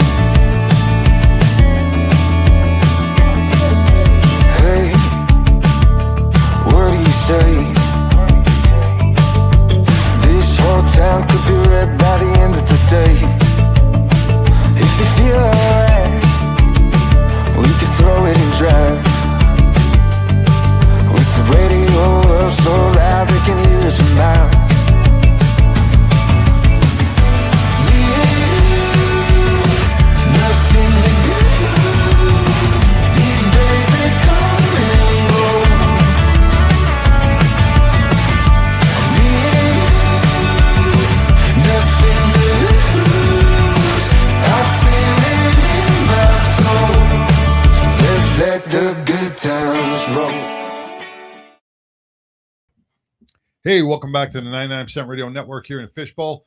You just heard from Lori Montoya with Biker Down, man, and those amazing raffle prizes that she's got. Oh, I want the purse. You don't. I want the gun. I want the gun bag.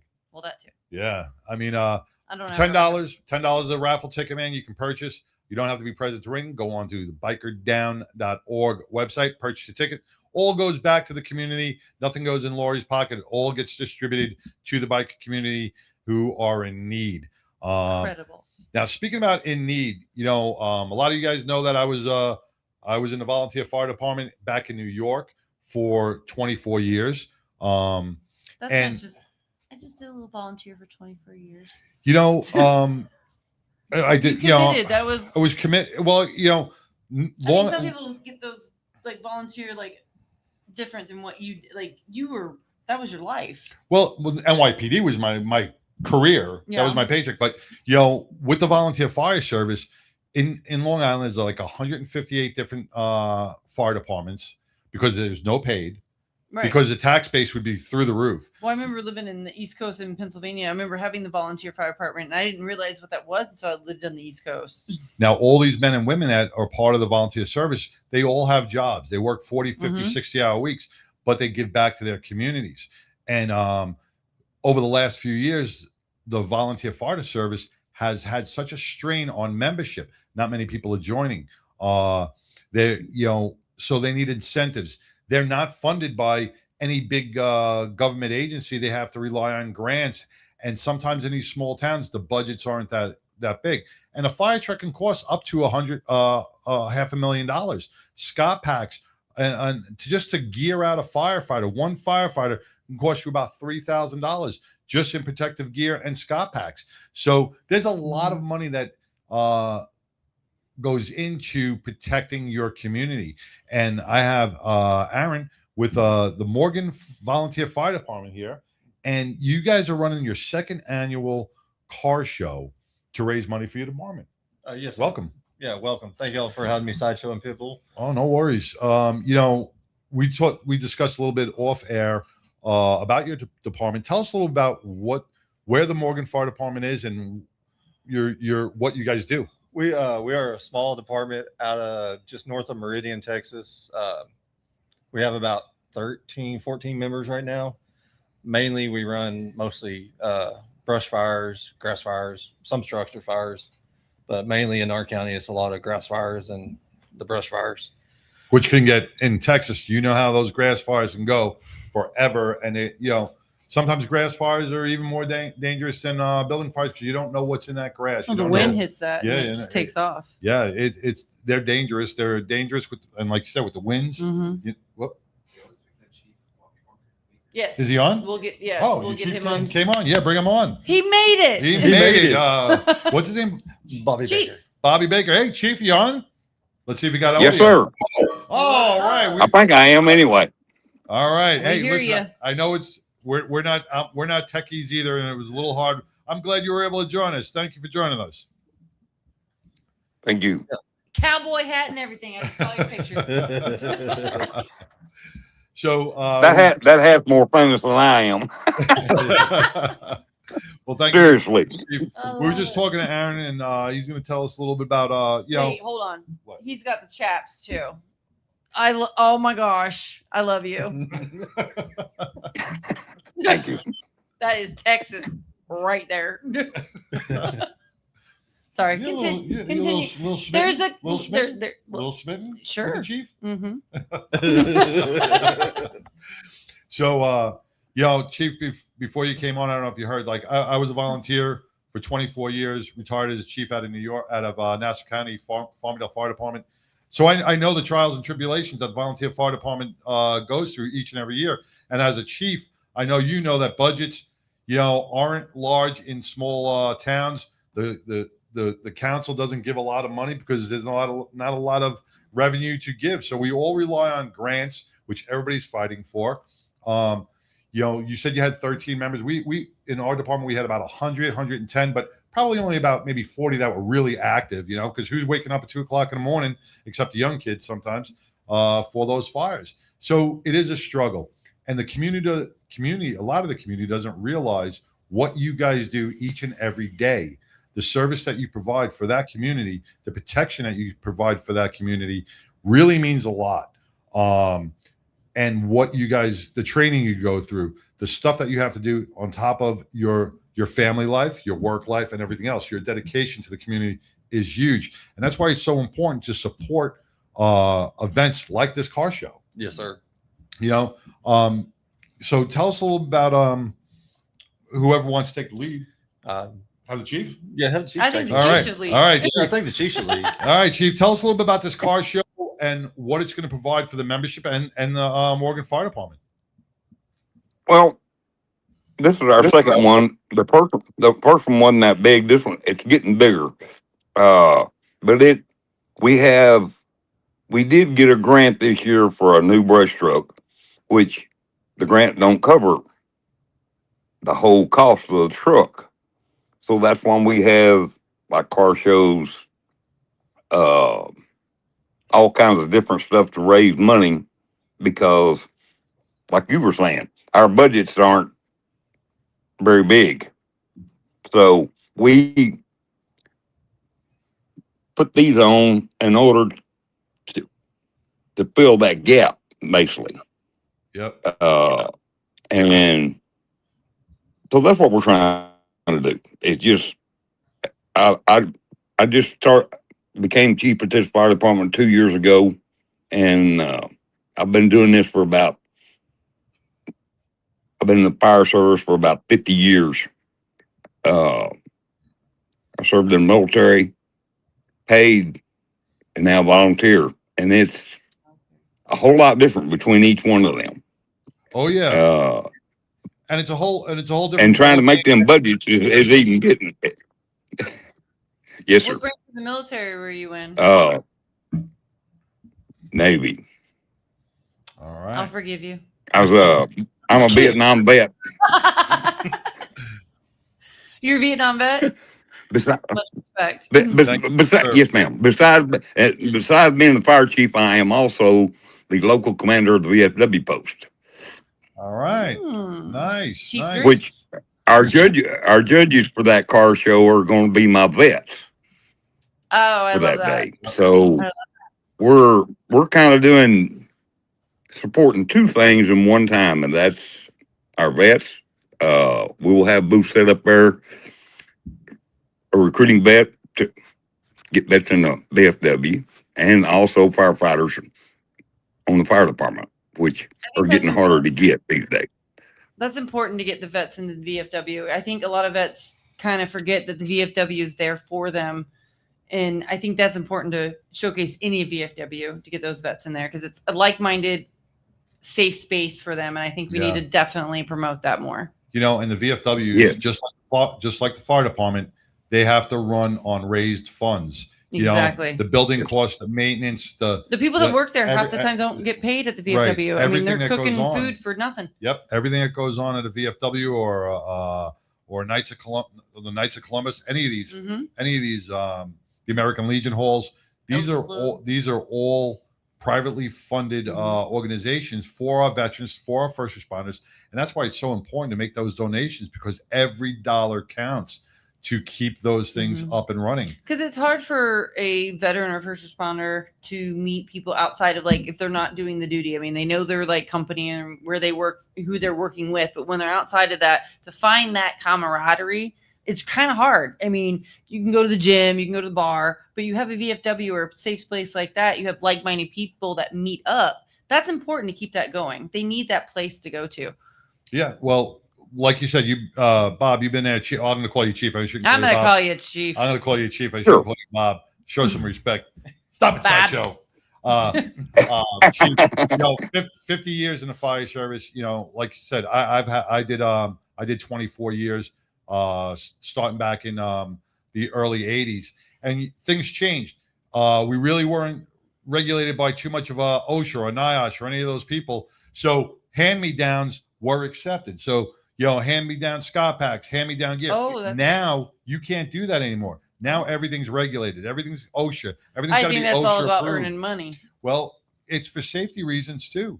Well, I get like if there's like war, and I get that, but like if it's good, You know, well, my first turnout gear was just like from like the 1940s. It's like a And it little was tin like, foil and, like, some It was, spoons. and you know, the boots came up to my knees because we didn't have the big boots.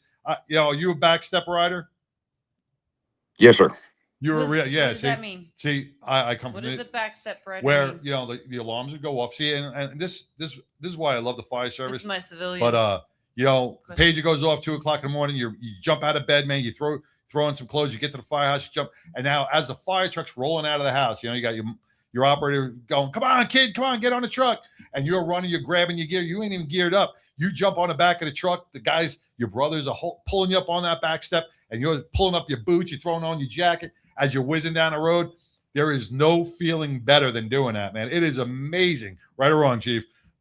The days of the Yes, back sir. step were great. And now they've outlawed that where you can't get on the back bumper. You can't do that. Now it's all interior cabs. That's true. Now it's all interior cabs, no riding on the sides. You got the safety bars, the whole bit. And these trucks are a lot Is there more. a Dalmatian or no? Is that all shot for me as well? You know, that's another expense. That's dog food. That's dog food. You know? So, you know, fire services changed, and you know the community has to change with it, because the protection you guys provide for the services for the city that you're in, people have to understand. And in small towns, when we don't have a city fire department that's going to be coming to put out your house fire or your car fire or respond to an MVA, these guys are trained. What's And- an NVA? MVA, motor vehicle accident. Oh, You know, these things happen. And training costs money, equipment costs money, and you have to kind of do things for the surroundings. firefighters to motivate them to still want to do what they have the passion to do. And it's not an easy feat it's not an easy thing to do. It's a balancing act, right, Chief? Yeah, that it is. It is. And trying to keep these kids, especially these young kids, if once you get them on there, to keep them interested in staying with the fire department, because now even the volunteers are required to be certified just like that paid firefighter is. Yep. And Firefighter over the one. years, yes, sir. They like I've told my students when I teach class, is the only difference between that paid firefighter and a volunteer firefighter is that paycheck. Exactly. And that's the only difference. Fire is fire, no matter where you go. You know, Yes, sir. The fire that a volunteer firefighter fights is no less hot than one of a paid. They're all the same. No, it ain't. we were kind of talking about like different cities, like it this is how my mind works. I think of like the small town firefighter and then the big city firefighter. The expenses that are different between being in a city and in like a rural place. I mean, you have to have the right equipment for going out to somebody that's living in a rural area to different equipment. I mean, am I wrong? Like maybe I don't know. No. I think of like inner city, like you're talking about New York and you got the buildings but then you go out to Kansas or something and now you're going out to a different fire. It's different expenses or maybe your equipment that they need. The only time it's different. You never have a staple amount is what I'm saying, I guess. No, a fire truck is a fire truck. Yeah, but it might be a smaller fire truck. No, because not really because like a fire truck, $500,000 has to carry at least 1,500 gallons of water I guess to I be was thinking more certified. like the safety, like getting the people in need, like because fire safety also gets their emergency rescue. They're going to go in there and they're going to help people get out. I'm thinking like buildings in a rural area. There's going to be different equipment, I guess, than being in a rural area. I get what like you're going saying. to a farm town. No, I get what you're saying because all right, so certain departments might need more expenses because of their geological location, because of what they have to deal with, as opposed to a farm fire department might need less because of it's not, you don't need the big. You may not need equipment. you may not need a 110-foot ladder truck in your community because you don't have a building that's 110 feet tall. You may not need a water rescue team because you don't have any water in you. You know, I get that. But the basic expenses for a fire truck, for the fire truck and equipment, and for the safety of the firefighters, you know, that's all the same across the board. Yeah, I think the safety of the fire department, that like the people doing the work is the priority on what the funds, like maybe, am I wrong, getting them safe before you can go on past that. I don't know. No, I see what you're saying. Sense? Yeah, you know, because I know funds have to go somewhere. You're making perfect sense. You're thinking where the funds are going. You're making sense, and this is why. And please don't take this the wrong way. A lot of people are so uneducated about the. I'm playing the dumb one here for the reason about the volunteer fire service. You're not the only one. There's so many people that think, oh, they're just people that just volunteer. But the expenses are the same across the board, except if you're talking about a ladder truck, a water rescue team, a search and rescue team, a confined space team. Those specialty units, yes, you can call in. But for basic firefighting needs, it's the same across the board. Exactly. So it's a truck and protection for exactly. I'm with you. I'm just. It's more the truck. It's more the trucks than it is and anything, because like she was saying, the difference between city and rural is we have to carry that water with us because there is no water out there. Yes. Kind of what I was getting. Yeah, there's extra expenses. And so we all have to have tankers to haul that water. Right. And you guys draft? They don't give them tankers away. Yes, we do. You do draft? Yeah, we do draft. Yeah. But I draft. Plus, not only that, then you're talking about, all right, so your tankers and like you said, you draft. So the upkeep on the pumps, your pumps when you draft, and when people draft out of ponds or they draft it out of whatever you're going to draft out of, the resources are very that impacts the pump on the truck a lot differently than if it's just water from a hydrant. Right. I guess that's what my whole process of my thinking remedy was like all the different layers of where your location is and the different funds that you need to be able to be a sustainable fire department in that location. I mean, you got to pump water for somewhere, or it's provided. From somewhere. You're spot on. I was making sense. You were making sense. I'm glad. Thank you. Move on. Just kidding. So last year, and this will just grow each and every year as things happen. So the car show that's going to be on May 2nd, from 10 a.m. to 1 a.m. to 1 p.m. at 905. What is that? Mary Street in Morgan, Texas. Yes. Yes, sir. The funds that are raised there, do they have a specific purpose? Are they going to go for a general purpose through the fire department? How does that work? Okay. Mainly what the ones we're having right now, like the car show and stuff, is we have that new truck ordered. Well, the part that we have to pay is what we're trying to raise and have when the truck's ready. So the grant pays for their part, and we have to have our part ready. So it's going through for equipment. Right. Much needed. If you don't mind me asking, what'd you get? 67. It's Chevy. we got a large brush truck for it's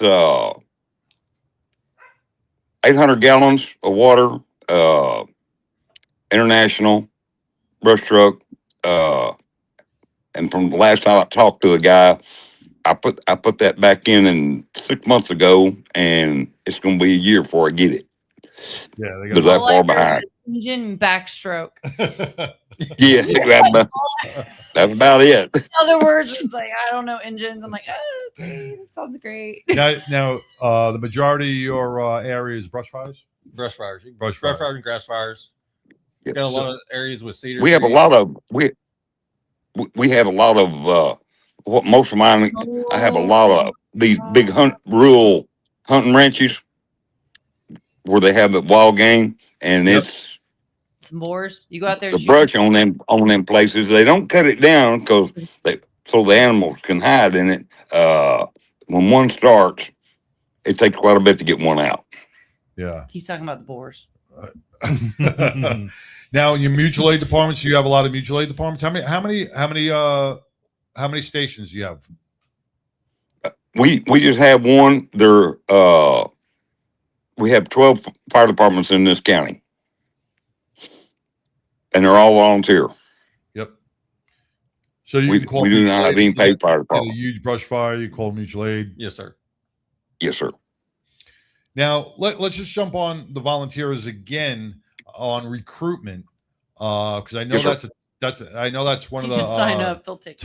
toughest battles in any volunteer service. Your recruitment in your town, what's the most challenging part on getting people to come in? I can help with your marketing. Oh,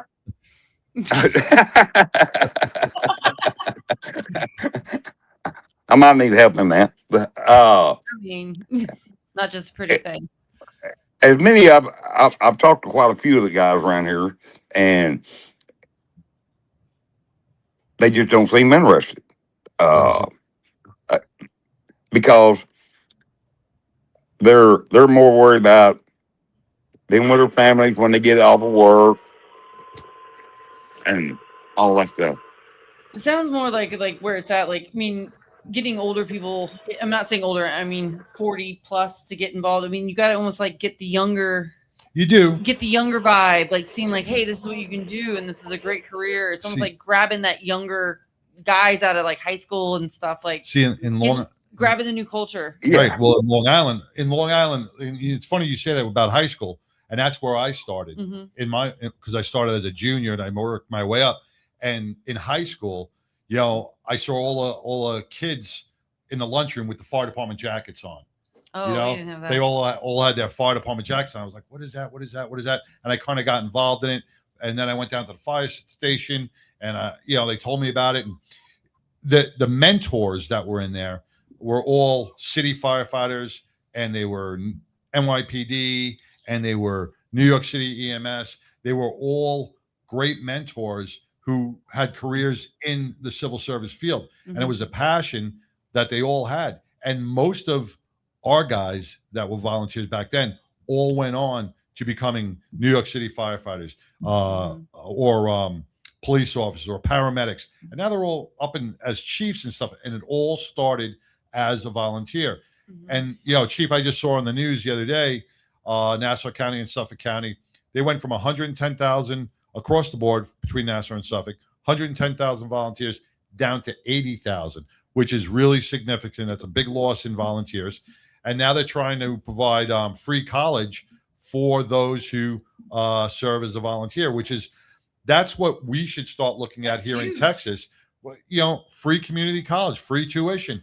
Because I know as a military kid, we get free college. Like my dad was a full-birth colonel in the Army, and you can get like a couple classes free, but like that's motivation for our kids to start learning a trade, learning a service. If you passed. If you didn't pass, you had to. There are some counties that have that already. Oh, they do. Yes, sir. Hill County used to have it. Their college over there, if if you were a junior on that fire department, the chief signed a letter, and they took it to the fire academy, and they would get them a grant for their gear, the school, everything. Nice. And there's quite a few places over the state of Texas that has that. Now, do a lot of your firefighters And it helps. do a lot of your firefighters move on to some of the paid city firefighters? Move on in a Yes, career? sir. I would. Yes, sir. I would think if I was Over the years, I've had quite a few that started out as junior on my fire department, and they went either in the military, fighting fire service, Air Force was one of them, and I've had quite a few that went from volunteer to paid. Yeah. Yep. I remember, I have to tell a funny story. I lived in a small town in Pennsylvania. It was my first time living on the East Coast, like on my own. It was Shippensburg, Pennsylvania. And I was living there, and it was a sunny day. And I lived in Kansas prior, right? Mm-hmm. So tornadoes in Kansas. So I moved to this Shippensburg, Pennsylvania, and I hear the sirens going off. I'm going, okay, I look out the window, and it's a clear sky. And I'm like, why are the sirens going off? I call at the time boyfriend. Why are the sirens going off? It's the fire department. I'm like, the fire department. So to me, it was so weird to hear that there were sirens going. I'm looking for shelter. And it's clear skies. And then like, it's the fire department. And it had nothing to do with my neighborhood or anything. But I was like, yeah. So that's it's a way. It's a way to notify. I'm looking like. It's a way to notify if you don't. Now I know. Most of these guys carry pages on them. They have little pages that will go off. Or they have scanners in their house that go off. But if they're out and they don't have the page open, they hear the siren, they're bolted to the firehouse. And you remember Dawn? I can't remember. I'm not going to go completely in, but I think we know the same person. She's a female, and she was one of those. She had a life change and decided to join the volunteer fire department. So, anytime in your life, I mean, I don't know. Is there an age limit that you can join? I don't know. That you can join the volunteer fire department? We didn't have an age limit because we had. I mean, a lot of people are if you looking could for still fight a fire, or we had what they call fire police. And So is there if you were 65 years old, 70 years old, you want to join the fire service, and you were still in good shape, and you want to direct traffic for the fire scene, we'd let you have. We'd let you do it. I don't know if you guys have that age limit. I don't think we do have an age limit. Yeah. I mean, look, we got the chief. He's Come on, Chief. He's old. He's old. But Down here they call it an auxiliary, is what it is. And and like when we're on the fire, they bring water. They're essential, though. They're essential assets to the fire Everybody department. needs a water boy. Yes. Our They are. fire police in our department, man, they would block traffic. They would, put out the ice water, put out everything. There's an important position for everybody. I mean, it's the same thing with a club. You got people that block the traffic, some people that do certain, The bad thing about it, though, is volunteerism across the board. Oh, Not like only that. in the volunteerism. Is that a word? Yeah, Is that a word? Yeah, you can look it up. It's an Volunteerism. addiction. I like it. Across the board, not only in the fire service, in anything, has diminished. And I think it's just this generation. They don't want to do anything for free. They don't want to do anything, outside. They just don't want to help anymore. And we've lost that in the culture. We see that People want to pull out their phones. We see it with the military. People don't, the military forces are diminished. They don't have the recruitment. It's a change needs to be done all around to get people to do things for their community. I think we still have. That's why I honor you guys for doing what you do.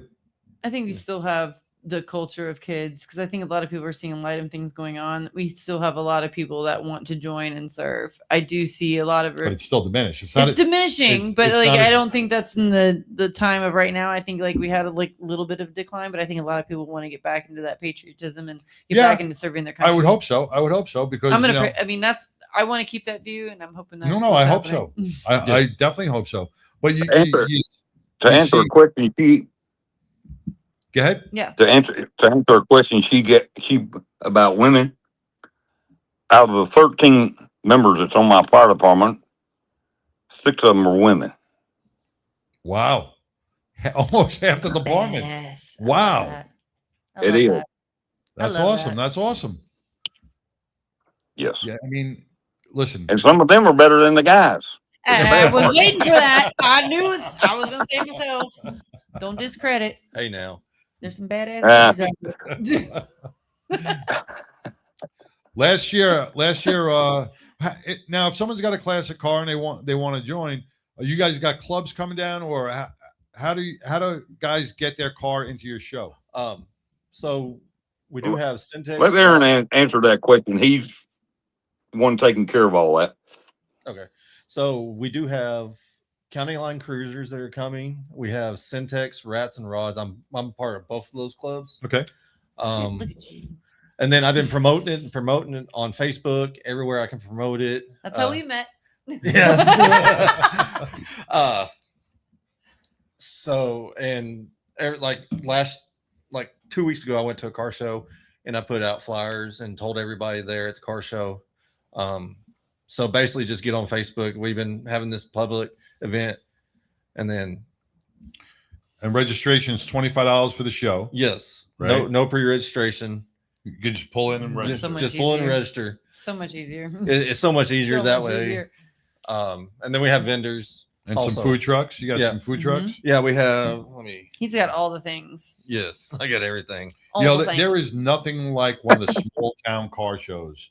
That is like the Well, that's that and like those are the most fun. That and also like I don't want to like cross the line or whatever, but like a lot of the times you see a lot of like Back to Blue, which I love the Back to Blue. You don't see a lot of fire department car shows, Right. So I love this. Yes. I think there needs to be more of this because you do just kind of see veterans and first That's why when you police brought this up to department. me, I was like, "Wow, a fire department!" I know, he was all This is about it. huge. I was like, "I'm all about this." And that's how we met because like I have the Battling Betties. If you guys don't know, you should. I'm the president of the Texas Battling Betties. But that's how I think we got in contact because I do car shows and stuff like that. But unfortunately, this year didn't work out. We will figure out next year. But Yeah. I was like, you know what? If I can't make there, you're going to come on the show and we're going to talk about it because I want to give you the credit for all of it as well, even though we can't be there. You know, I think you definitely need to get the spotlight on. Yes. Well, we could do something for Chiefs. What is it? Post 611. The VFW post. Chief. Yes, sir. We catch you in a nap there, brother. It's actually in Whitney, on the other side of the lake. Okay.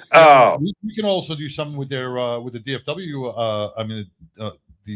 Not that weekend, but yeah. Yeah.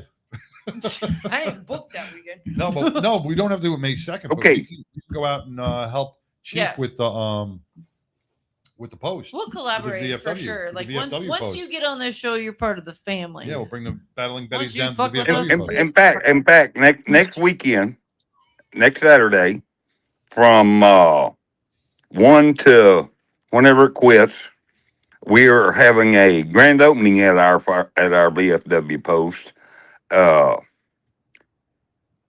We just leased a new building, and we're going to have, I think, a spaghetti dinner and have a jam session at the end of all that.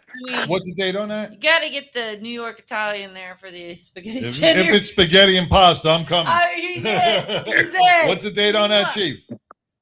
Next weekend. Oh. Oh shit.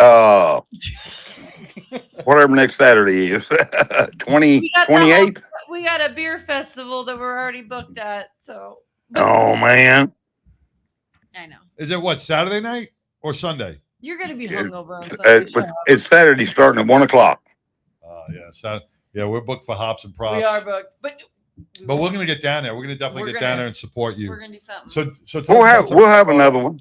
You got some You of the food better. vendors? Yes, I was. It's a date, Chief. Look at All that. right. You got your date, Chief. You got your date. I'll even wear my pinup outfit. There you go. Oh yeah, we have. Got him Which ones for do you it, want? too. We got so many. I want to give a shout out to some of your people that are supporting you with the Yeah, food we have trucks and we have Lemon Drops. They're out of Rogers. They do dirty sodas. dirty sodas. What's a dirty soda? It ain't a clean one. Oh, what's a It- dirty soda? Those are, Liquor. it's all different flavors. Oh, Oh. not And- liquor? Not liquor. Not liquor. Ain't dirty Um, enough for me then.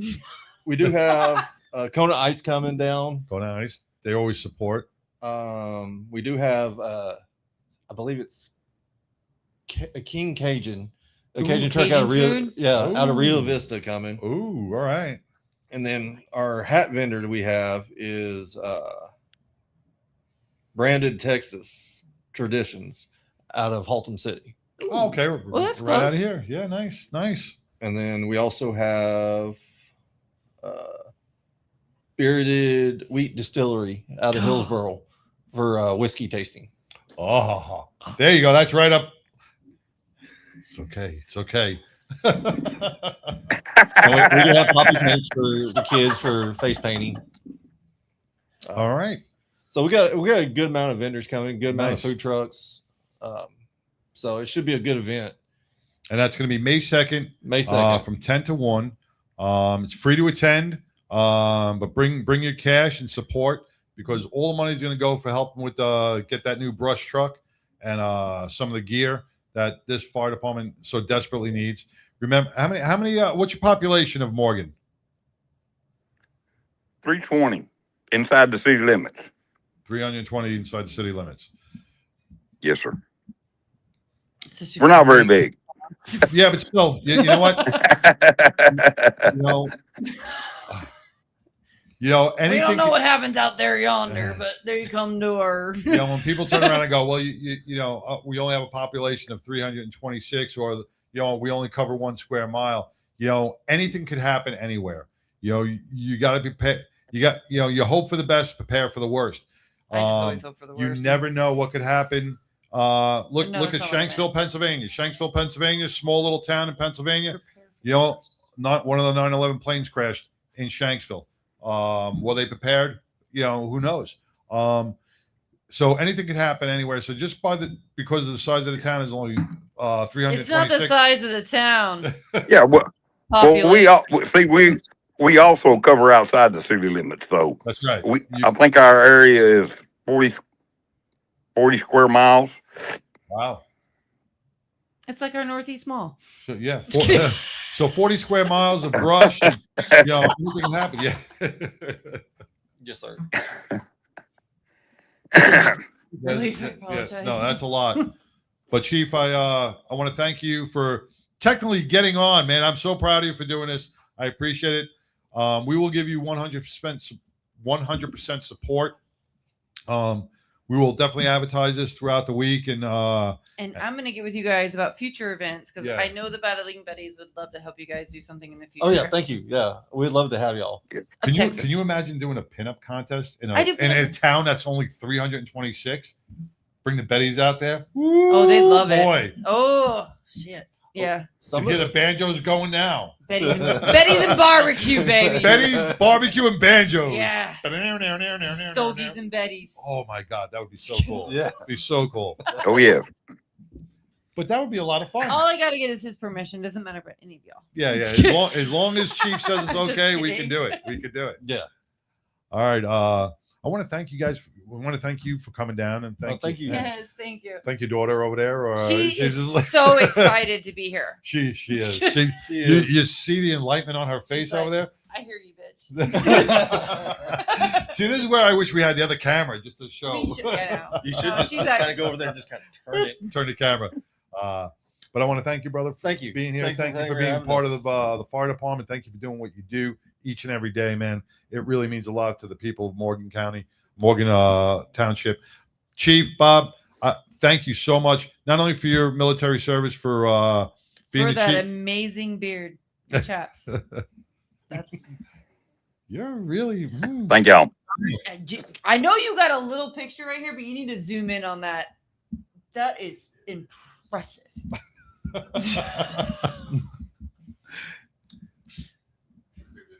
You want to break for commercial? No, I'm good. You can continue.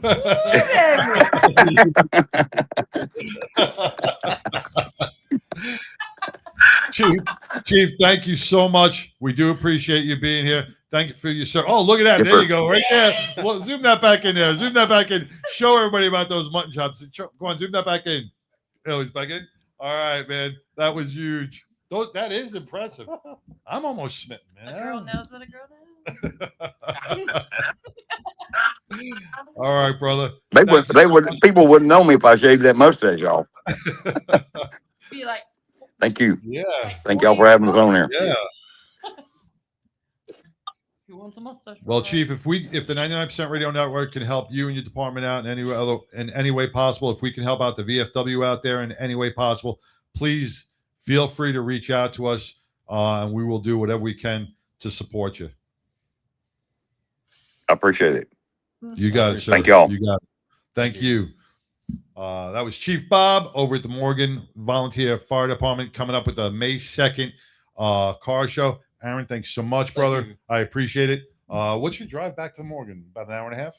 Yeah, about that. About an hour and a half? Got your passport stamp to come here, huh? Yeah. Well, I want to thank you for making the travel out here. Thank you for coming on and out, keeping Dad company. We're going to take a quick break. We're going to come back with Billy Ball. Is Billy on? All right, we're going to come back with Billy Ball. We're going to talk about the hemp regulations here in Texas. They kind of turn the tides a little bit, and Billy's going to tell us how that hemp changed course a little bit, for at least for a little bit. We'll be back to learn about how you could smoke weed in Texas right after this. Yeah. It's for the kids, man. Tattoo Mark Foundation. Texas, we with you. Little man in a gown, cold room, white walls. Eyes tired from the meds, hear the nurse make calls. Door crack, big box, he like, what's all this? Brown bear, blue bow, first smile, small wish. From Houston up to Dallas, all across that map. We stack bears in the back of the truck, unwrapped. Ink on the arms, but the heart stay clean. Whole crew pulled up just to live one dream, yeah. It's all about the kids, it's all about the love. Every teddy bear blessing from above. From town to town, see the joy we bring. Tattoo Mark got the whole state sing. It's all about the kids, all about the care. Every broken little heart needs a bed to share. In every Texas room where the lights still dim, we show up so hope don't ever fade for them. Young queen of San Antonio, curls in a scarf. Trying to act tough, but she holding that heart. We walk in, big grin, bag full of soft friends. She pick one, squeeze tight like I could fight again. Doctors nod, parents cry, yeah, they feel that weight. A small plush toy, but the courage it gave. From Austin down to Laredo, we drive those miles. Turn hospital halls into aisles of smiles, yeah. It's all about the kids, it's all about the love. Every teddy bear blessing from above. From town to town, see the joy we bring. Tattoo Mark got the whole state sing. It's all about the kids, all about the care. Every broken little heart needs a bed to share. In every Texas room where the lights feel dim, we show up so hope don't ever fade for them. Box after box, we ain't stopping that stream. Every stitch, every seam, part of somebody's dream. From the bay to the plains, through the storms and the heat, we gon' fill up every ward till the mission complete, yeah.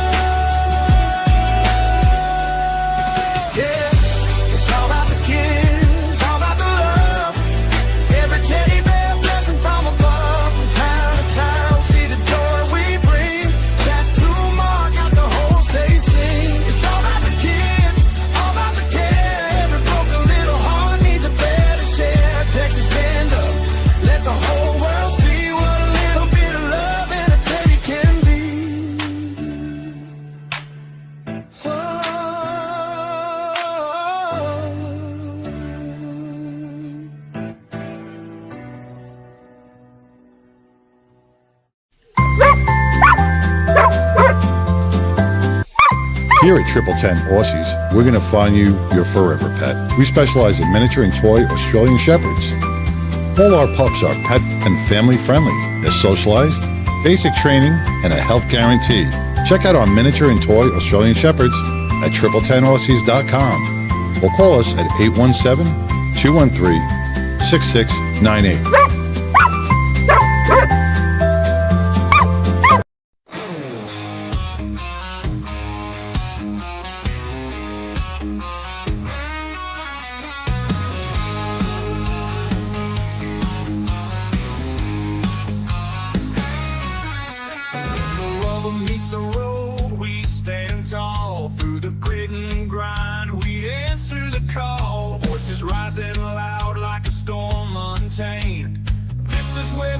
difference gets its name. Get in the truck, drive away by the sound. The 99%, we're breaking new ground. It costs nothing to be kind, that's the creed. Join the 99, fulfill the need. Get in the truck, ride away by the sound. The 99%, we're breaking new ground. It costs nothing to be kind, that's the creed. Join the 99, fulfill the need. Fulfill the need. Tires spinning fast on this endless track. We move forward, no time to look back.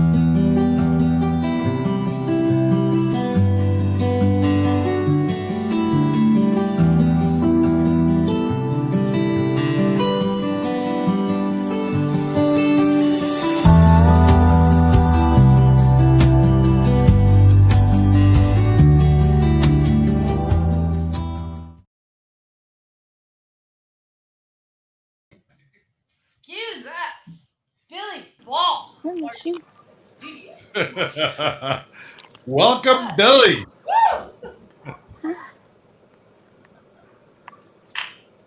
Play with your puppy. So we have Billy Ball with Hemp and Hounds. She is with her puppies right now. Apparently, running all There she is. There she is. Let me see Billy Ball. What is going on, Billy? Stop. With your red bandana. Oh, can you hear us? Can you hear us? Sign language. Can you hear us? Can y'all hear me? I can't Yep. hear y'all. Yeah, we can hear you now. Yes. We can hear you. Whenever you want to start. She can't hear us.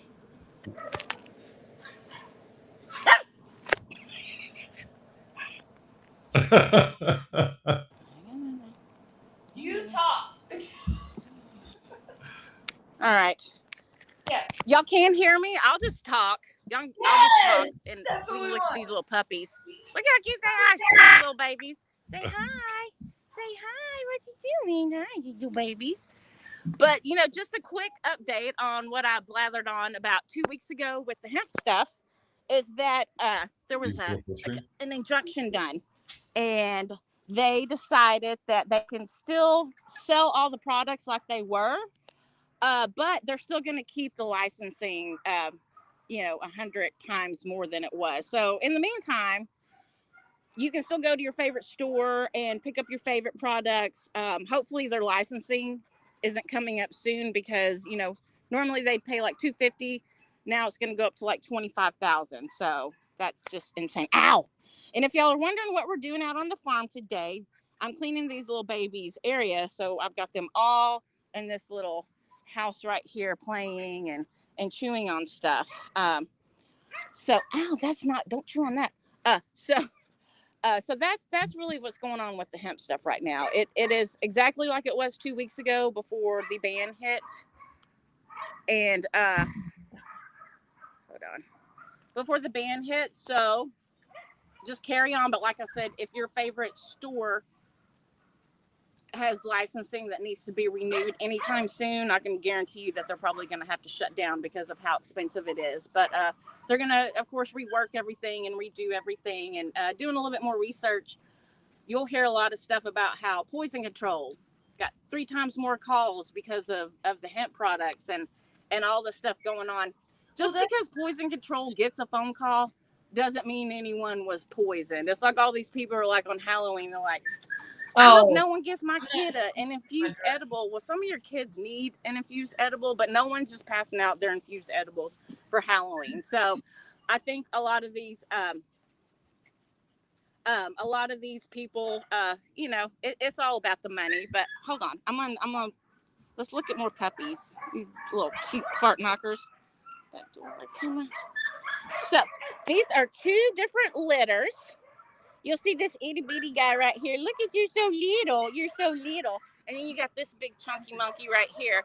So they're part of 2 different litters. They're both about 6 weeks old. and they're at the little velociraptor stage where they're like, ooh, I want to chew on that and that and that and that, but I don't care. I do not care at all. So yeah, they're getting ready.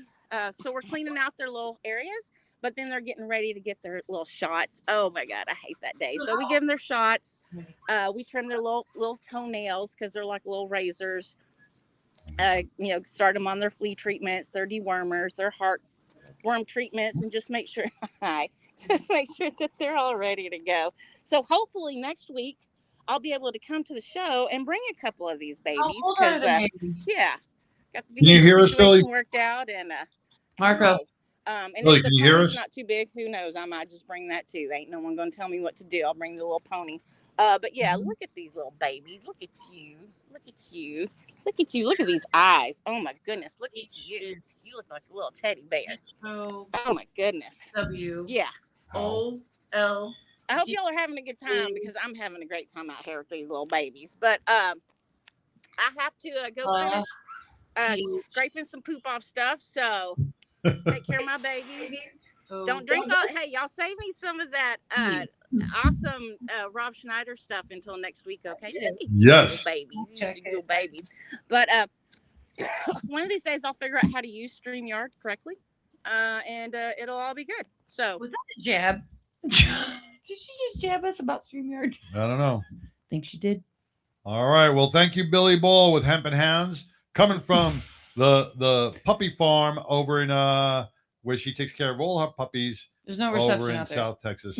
Yeah. Well, thank you, want Billy. to just lay down and like have snacks and let the dogs like. Oh my God! It looks like heaven out there. It is. That's why she's always happy. Yeah. Yeah. Well, and also the hemp. And also the hemp. The hemp and hounds. Yes. I mean, this bitch cannot complain about anything.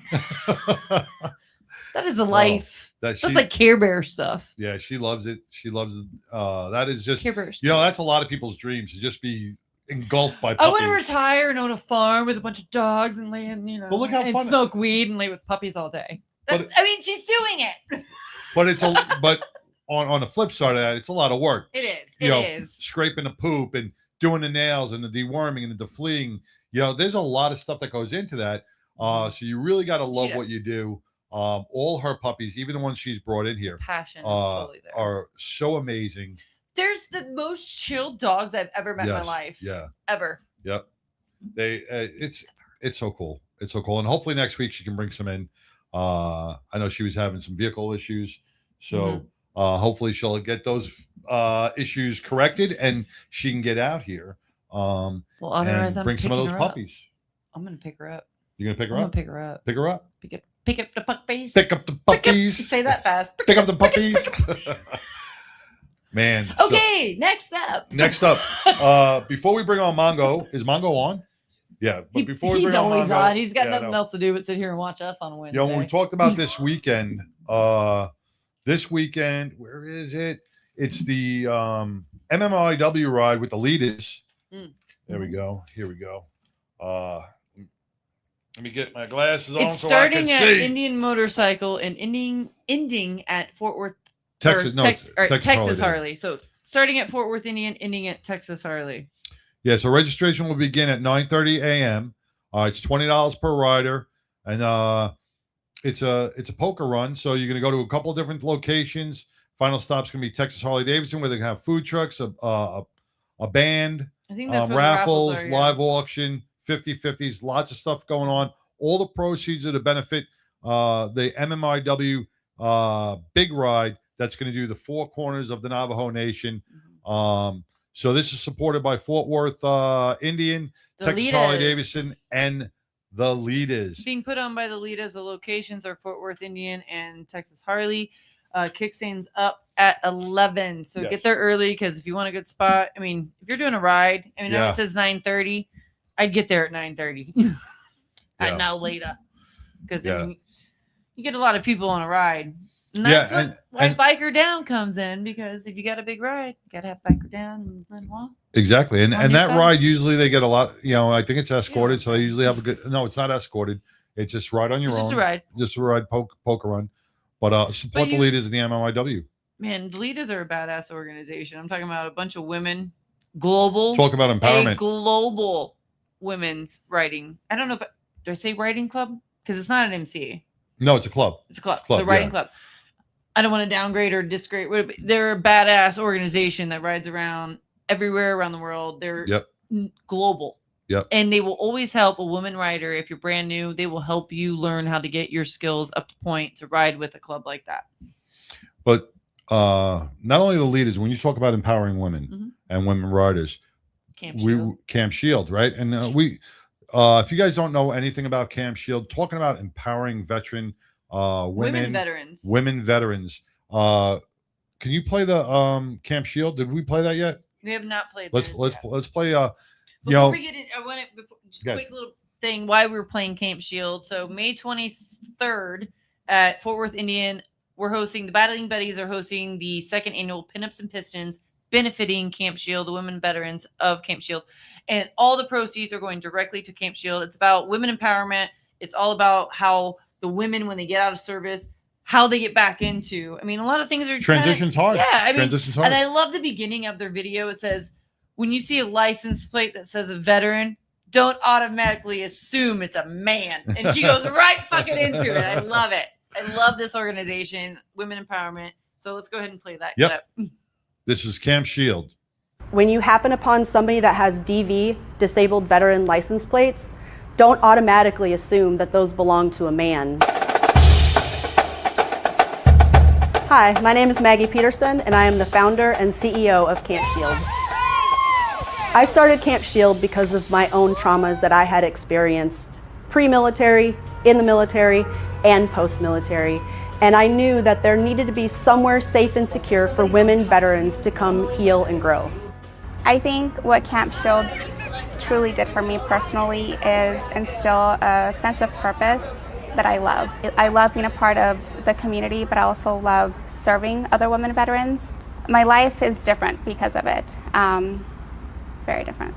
Transitioning out of the military is difficult for many women veterans. First of all, while we're in the military, we are very visible. When we transition out into the civilian world, we become the most invisible veterans that there are. A lot of times, they never speak about their military service. Unfortunately, because a lot of them experienced a really tough time in the military.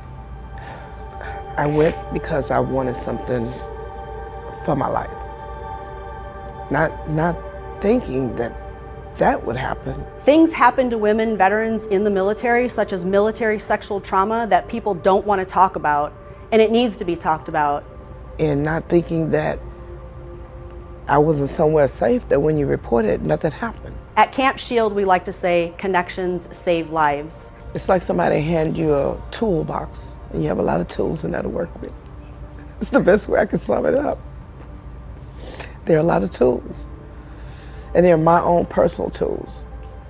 The women that come through our programs will tell us it was not only life-changing, but many times life-saving. I was in the Army for 17 years, and they do a great job of breaking you down and building you into a soldier, but they do not prepare you for coming back to being a civilian, to living in society. We build from the resilient challenges that we faced while we were in service or out of service, a space that is peaceful and a space of women who are celebrating what they've been through.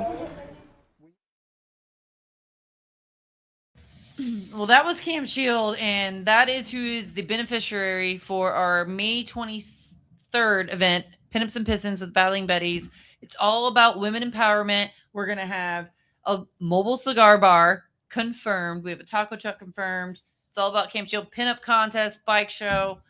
Yeah. Check out all the details on our page. You know, when you told me about Camp Shield and I saw that commercial, I am so impressed with what she has built in a short period of time.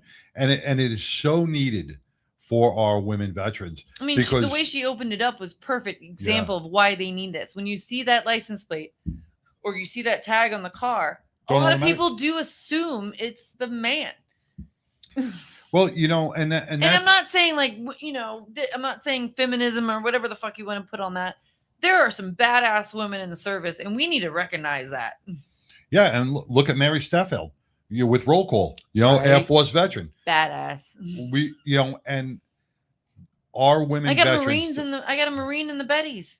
Badass. our Amber. women veterans deserve the same respect, the same recognition, never and the assume. same, outgoing support as our male veterans. And Mhm. that's why Camp Shield. That's why I'm glad they are going to be the beneficiary. I'm so of this. excited about them. I've had multiple emails with them. At first, we had the event on May 2nd. That was the initial event. But that's Brotherhood for the Fallen car show. Right. And that now is a different, that's the reason why I changed it, because I have much respect for the Brotherhood of the Fallen. And the reason why we had it at May 2nd, because that was what it was last year. But then I started to see all the, like, once they had their event, I'm like, oh, hold up. I want to be at that one. And it's great that we did move it to May 23rd, because now more members of Camp Shield can show up. They are based out of Houston. So they're going to be driving up. They got one representative that's in our area because her husband works up here. So we have one representative. But now that we moved the date, more of them can come up here and represent. And I think we need to get that word out and get Camp Shield up to the DFW area, because we got a lot of veterans up here, a lot of women veterans who ride too. Come out, meet and greet with these badass ladies, man. Absolutely. Badass ladies, man. Get your pictures taken with them. Get an autograph from them. Thank them for their service, because like we said last week, man, a lot of our male veterans come back. They go to the VFWs, they go to the American Legions, they go to the bars, they hang out with their guys. But when the women come back, they got to cook, clean, do the house, take care of the household, take care of their husband.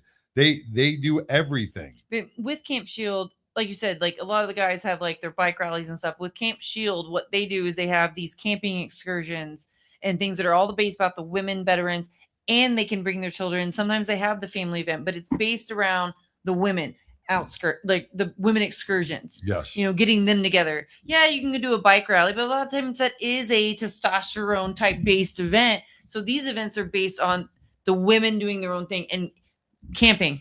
They're out there in nature. That's not a woman. I mean, that's not a gender thing. That is just getting out there in nature. No, that's a search option.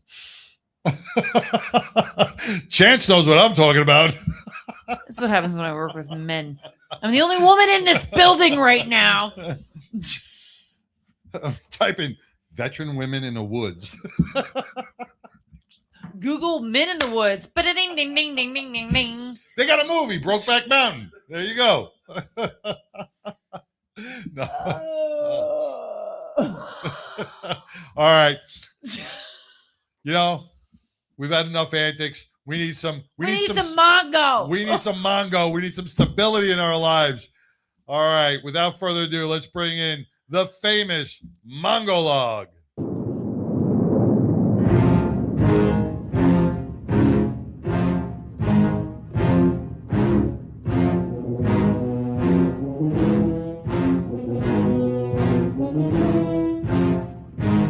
Mongo! Santa Maria! Never mind that shit. Here comes Mongo! Got him. Welcome, Mongo. What's up, everybody? Save us, Mongo. Save us. Obi-Wan. Oh, mighty Obi-Wan. Save us, Obi-Wan. So am I Leia? Who are you? Huh? I'm Luke. How are you? I'm Skywalker. Oh no, I'd be Han Solo. I think you're more I'm of more a of a Han. Han I'm Solo. more of a Han Solo. Yeah. So what's I'm going Darth on Vader. there, Obi-Wan Mongo? Yeah, Not Leia. it's been busy following the puppy around, having it train me how to be a puppy daddy. Teaching you when it needs to pee. Yeah. I saw you took it to a little puppy school or the puppy playground. Yeah, we've as a matter of fact, we're taking it tonight after the show. We're taking it twice a week to like a puppy play date where they put them in pens according to their size and let them go crazy. And then we're also going to put her in lesson. Now, that's at the ASPCA or the SPAC, whatever they are, the dog shelter. Yeah. Petco has it once a week, and we can do that also. And then we're going to put her in classes with the gal that runs the Petco show. That is such a California thing to do with your dog. Teaching your dog manners. Teaching it to be a human. Because it identifies as a human. Hey, Mongo, did you see? And I gotta take a break. Does Does Penelope have bad manners with the other puppies? Not anymore, because she knows to avoid Bo because he has a sharp end that she doesn't like to be around. Because the other dogs didn't take class and they know to shit where they need to shit. The other one needs to be taught. Yeah, with the little one, they were actually both asleep in Roxy's arms a little while ago, but they're getting along better. But when she's with dogs her size, she just likes to play. All right. She just knows to avoid Bo because Bo didn't put up with her shit from day one, and he let her know. Isn't she kind of like a pit mix? She sees him coming, she just runs away. Is she like a little bit of a pit mix? Bo? No, Bo's just cattle dog. No, the new one. Oh yeah, no, she's probably mostly pity. I don't know what she's mixed with, but she's definitely. I knew you liked me. Yeah. I knew you needed a pit. Hey, I don't Chance know. got it. I don't know if you listened to the beginning of the show, if you're on, but you saw what Pitbull brought to the 99, and we're going to order some, is the new bourbon, Tears from the Left. Yes. Tears of the Left. It's not made in California. Very nice. Have you seen it? I've you know what? I don't think I've seen a different version of this, but I haven't seen this one. No. Yeah. No. I have with Rob Schneider. Yeah, I've seen that one. Yes. Yep. Yes. I sent him an email. As a matter of fact, I think I might actually have a bottle of it out in my bar. Really? Yeah, Of course you do. I'm pretty sure I do. I'm going to order my bottle this week, and hopefully I'll get it for next week, and we can put it on the show. Yeah, you know what? With bottles like that, I tend to put them on the top shelf and not open them. I just put them for display. I have a few of those. They might be fantastic bourbons, but I like the concept of it. Yeah, that's why I buy two. One to drink and one to put on the shelf. And that's and I've done that too. I buy two of them and I drink one and I save the other one. It's like the bottle of bourbon that you got me with the NYPD patch and that one will never get opened up. It's just going to sit there. Same thing with my Don Graves bottle of whiskey. Yeah. I'm not going to open that thing. Yep. That's on the shelf. That's like it's a Christmas decoration. It's going on next to the angel. I get what you're saying. Oh yeah. Because I also saw another bourbon that I wanted. It's a Doc Hollywood, and it comes in a beautiful canister, and the sides open up, and it's got half a Doc Hollywood's pistol over here and half over here. Really, really cool. It's called the Doc Hollywood bourbon, and it's really, really cool looking. But it's for display. I don't know if I'd want to drink it. Yeah, I don't know if I want to open that up. Well, even if you did, you could just fill it with like iced tea. Nobody would know. Yeah, you'd have to refill the bottle with iced tea, right? We only live once. Now we know what's on the shelves at Pitbull's house. No, actually, no. I got money to refill it with legit shit. I mean, not from the show, but I do have money. So, with all the rhetoric that's going on, with all this shit that's going on in Iran, all this stuff that's going on with, Republicans jiggling their junk and everything else and resigning. Trump like Jesus. Let's and talk Trump about like it. Jesus. What do we got on the Mongol log today? Well, I think I tried to leave most of the recent political stuff out. Today, my Mongol log is on the Free Press. All right. Well, without further ado, let's talk about the Free Press with the Mongol log. All right, here we go. Get it, brother. A free press is the right of media organizations, including newspapers, magazines, and broadcasters, to report news and expressed opinions without government interference or censorship. This principle is essential for a functioning democracy as it enables the dissemination of information and holds those in power accountable. A free press informs the public about important issues, and it serves as a watchdog exposing corruption and injustice. A free press ensures transparency in government actions and decisions. The right to a free press is protected by laws such as the First Amendment in the United States Constitution. This protection limits the government's power to censor or punish media outlets' ability to censor, which is I can hear my dogs are fighting out in the other room. It's apparently vital for democratic participation. It encourages diverse viewpoints and debates within society and helps to maintain checks and balances on power by holding our leaders accountable. I actually don't like using the term our leaders. They're merely representatives, but for the sake of conversation, saying leaders is just more efficient. So in summary, a free press is the cornerstone of our democracy. It's essential for the protection of individual rights and the promotion of social justice. Now, in a perfect world, this would indeed be a good system. We, of course, do not live in a perfect world. We haven't had a single perfect person since the original perfect person over 2,000 years ago. Our current press corps is closer to evil in pits of hell than any other form of redemption. Media bias is indeed a real phenomenon. It occurs when journalists and news producers present information in a way that reflects their specific perspective, which can distort the facts being reported. This bias can manifest in various forms by influencing how the news is conveyed to the public. Now, I get media bias. I understand it. Truth be told, I practice it.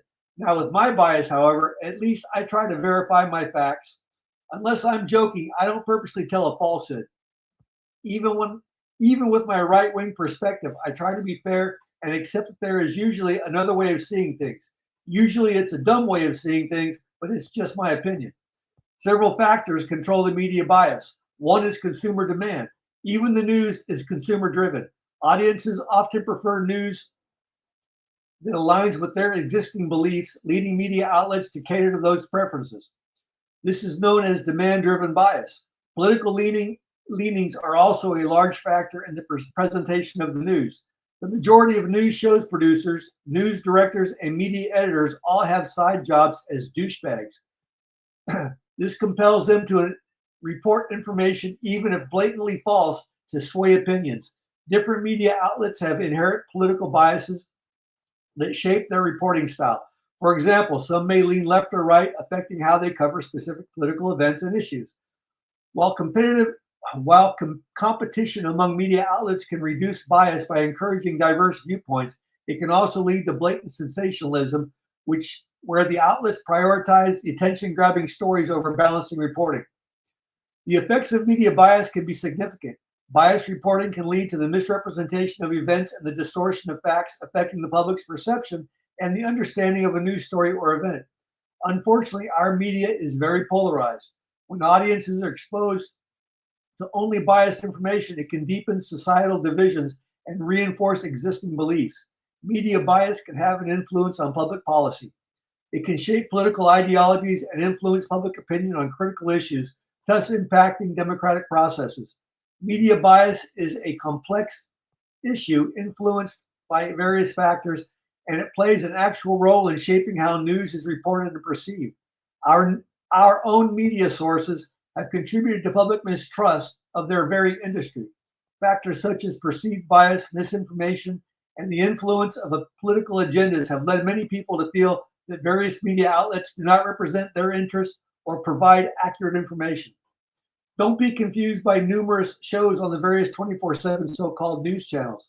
The Sean Hannity show on Fox News Channel, for instance, is anything but an unbiased news program.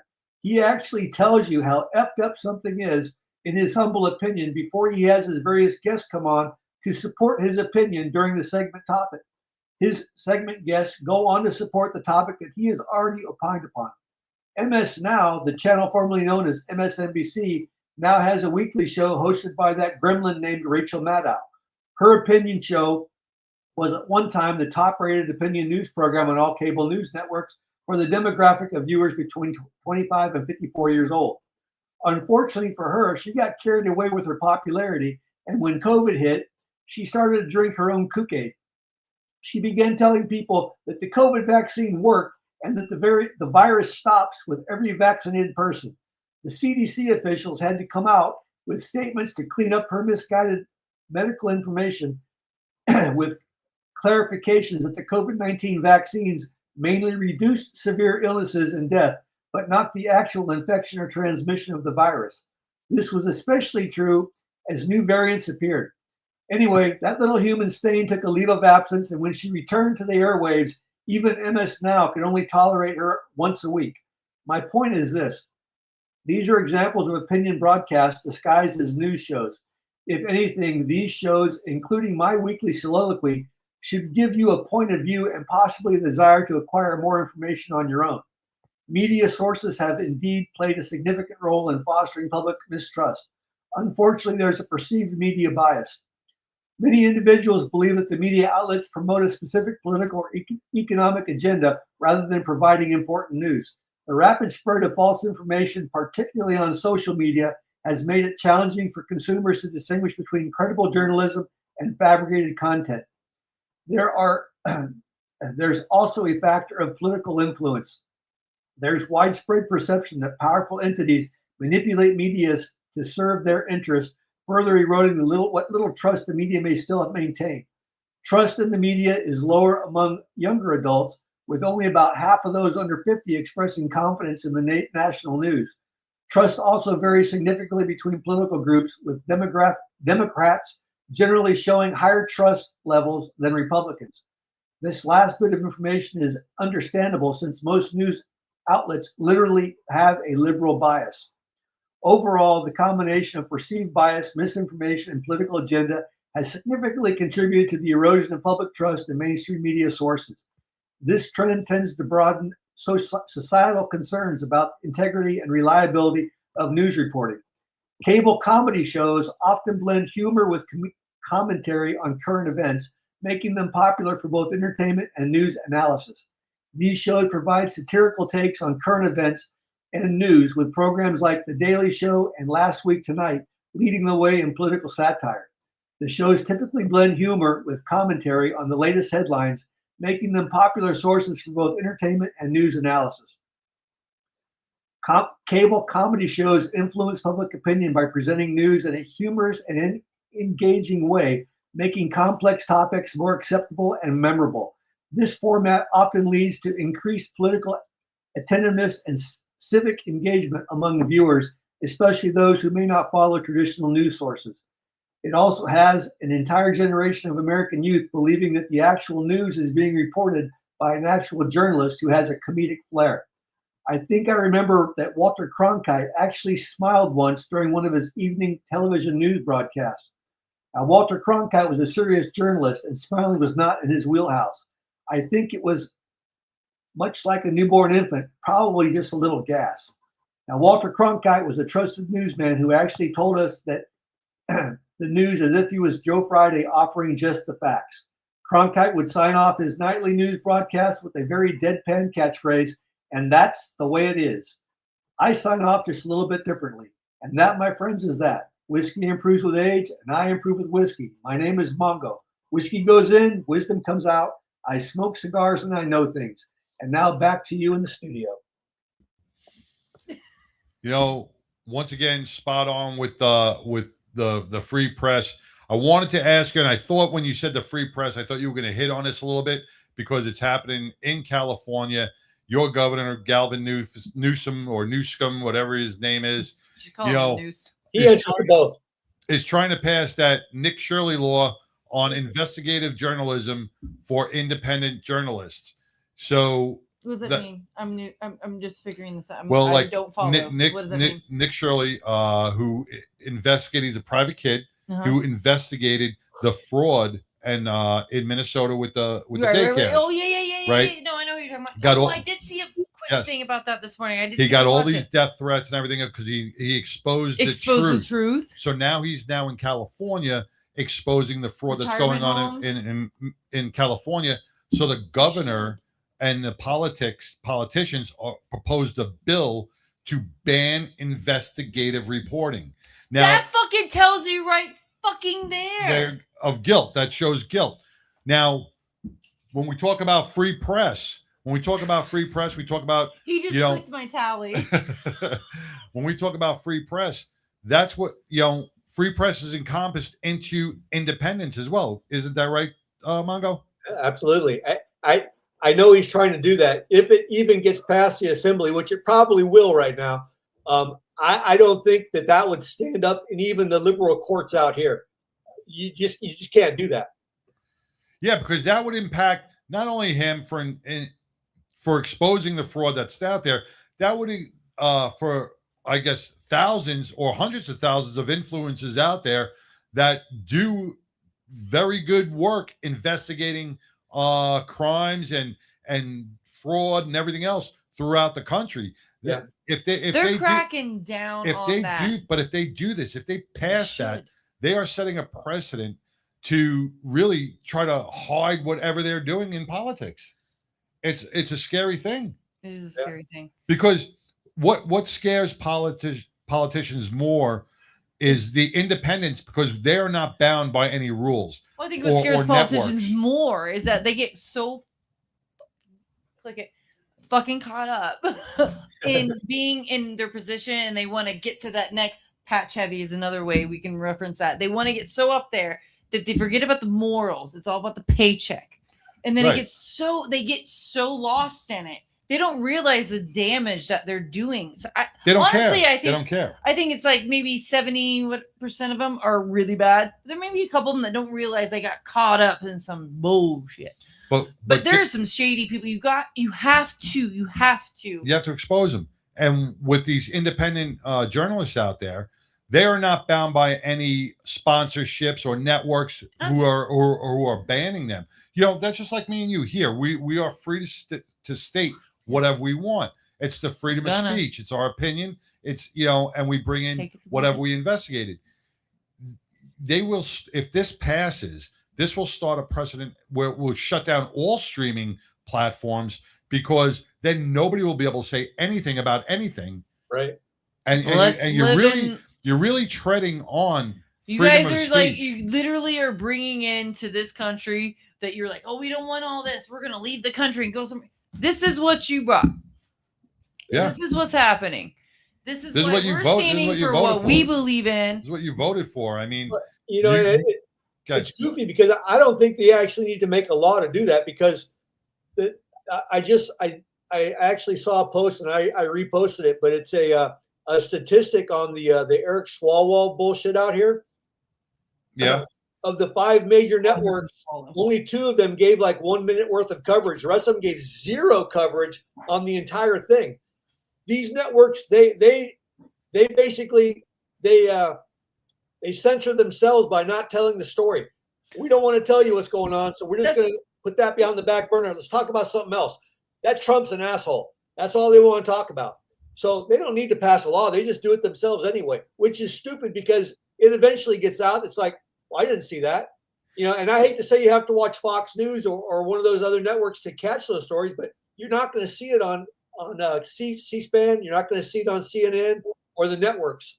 Well, going off what you're saying, so I stream at home, and a lot of times all of my streaming has a certain view. I've noticed, like I can't get Fox News without paying for it. Everything else is free. Right.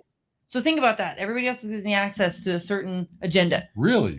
This is my opinion, and you guys could fucking inbox me all the motherfucker you want.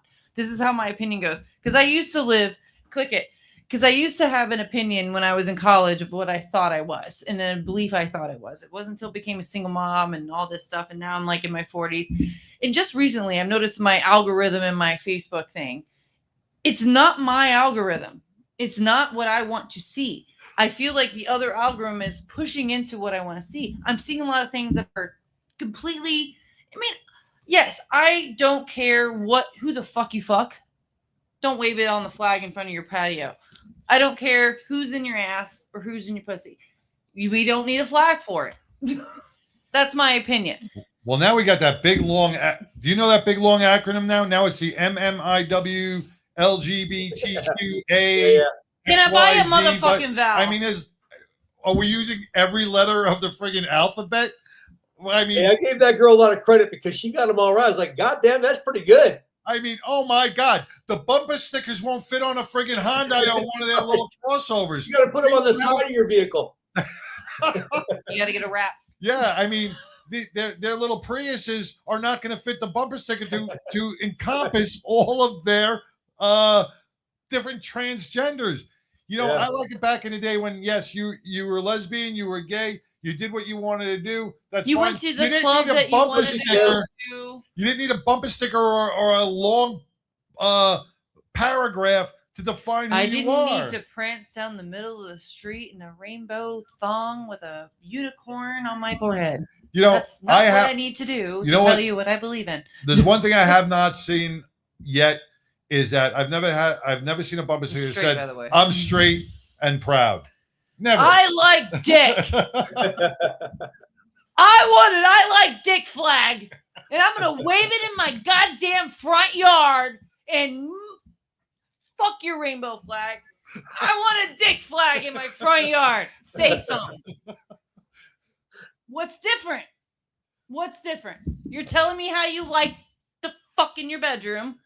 Because I can give about, it's not talking about your political views. It had nothing to do with your political views. It's talking about how you fuck in the bedroom. Now- So I'm going to have a dick flag. Will it be shaped as a dick? It's going to be a big old motherfucking dick with a American flag protruding out of its fucking end. You know what, Mongo? I love your monologues because you spark such. I forgot he was on here. I love you. Inner rage. I don't. And I was only talking about the free press. I don't think your neighbors will appreciate a dick flag. But they'll appreciate how to eat pussy? That's fucked up.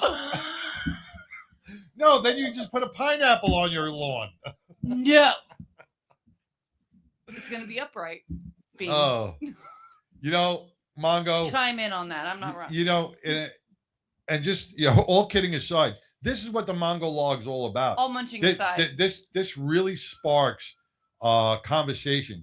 And I can't thank you enough and appreciate you enough for the research you do all week to bring this, because people who listen to the Mongo log each and every week are probably having the same thoughts as Pitbull right now. They want a dick flag on their lawn. I'm going to put a dick. You know, I don't think Springer would enjoy that. Probably not. Well, he's the dick I'm fucking because it's a dick fuck out. Well, put Springer's dick. Click, click, click.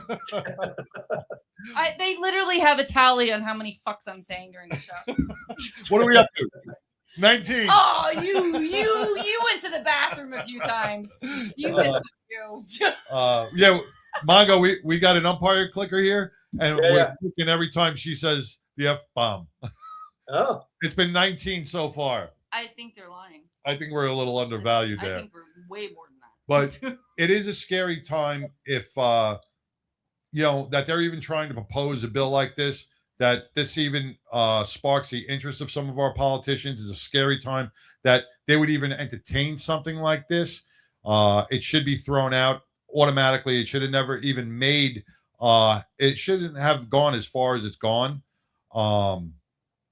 And I can't believe more people aren't fighting against this as for the public, because of all these influencers and streamers that are out there that depend on their investigative reporting. They Well, that's depend the on thing. this. They're not thinking of it that way. It's- They're not thinking in long term. A lot of these people that are fucking like out there doing this, they're just talking about in the moment. They're talking about in the moment. They're not realizing the long-term effect of everything that's happening. I think a lot of these people need to sit back and really think about what they're fighting for. I'm all for having your own lifestyle. Have your own lifestyle. Do what you want to do. I just don't, you don't need to push it on me. Right, exactly. I agree with you. You don't- I agree with you 100%. I will sit next to you in the gastro pub and have a beer with you and give a good goddamn. Don't shove it down my throat. Don't tell me my views are wrong, and don't tell me your views are better than mine. yeah. And if you're reading a story, after the first two lines, you go bullshit, and you go to the next story. You scroll Correct. past it. Who cares? My thing is when it becomes into where the big time companies get involved, and I'm getting into like, because I have a 10-year-old, and it goes into where I have Disney and I have other apps that he streams, and those views are getting pushed on the kid shows. If I want to fucking talk about 21. if I want to talk about a different marriage situation or a different lifestyle, that should be on my terms. It shouldn't be snuck into a kid's show. Correct. That's where I have a problem with it. If I want to put my kid in school, I want somebody that's going to do a story time that's education and is there for their fucking education, not because they're good in their makeup and tuck their dick in their asshole. I'm not having a drag queen do a fucking story time to my kid. I'm not doing any of that. I went on a rant. It's sorry. I know I'm getting the look from Sideshow. I got the right eye looking at No, me. you're good. You're good because you're speaking the truth. And you know what? When Mongo brings these monologues up, You get me fired up, Mongo. no, when Mongo brings these monologues up, I bet you 100% any parent out there is thinking the same exact thing you are, Pipple. Oh. They don't want this stuff pushed on their kids. They don't want their kids going to a Disney Channel and having these Disney's things not put- Disney. Disney not what I remember. They don't want that. So you're It's speaking Dick Disney. You're speaking the truth. You're speaking the truth on what you I want will- to raise your kid the way you want to I raise will your kid. introduce those situations when I feel appropriate for my child, which he's going to know about interracial and intersexual relationship. It's a way of life. I mean, this sounds stupid, and I'm not trying to be like, well, I know black people. I have on your terms. I have lesbians in my family line. Like I do. Like the whole side of my family lives in Florida. It is. I hate saying that, but like it's never bothered me. It's never been. Is living in Florida are they lesbians? Florida. Is You Florida should look full at- of lesbians? You should follow the police department in Florida. They got some good stories. I mean, I But know no, about the villages. but I just don't know about. I didn't know if Florida was just full of lesbians. No, but I mean, I'm not trying to say it like that, but like, and I hate saying like, well, I know who, I know this, but it's been a part of my life since a young child. I never thought of that side of my family any different at all. But it's being shoved into my child's life, and me growing up, it wasn't shoved in my life. It was something that gradually was introduced to me. Because there was no bumper stickers, there was no pride flags or anything else. There was no Well, I special wasn't days. watching There was- fucking Saturday morning cartoons and seeing two dudes kiss and going, really? not when I was in the. No, they have that now.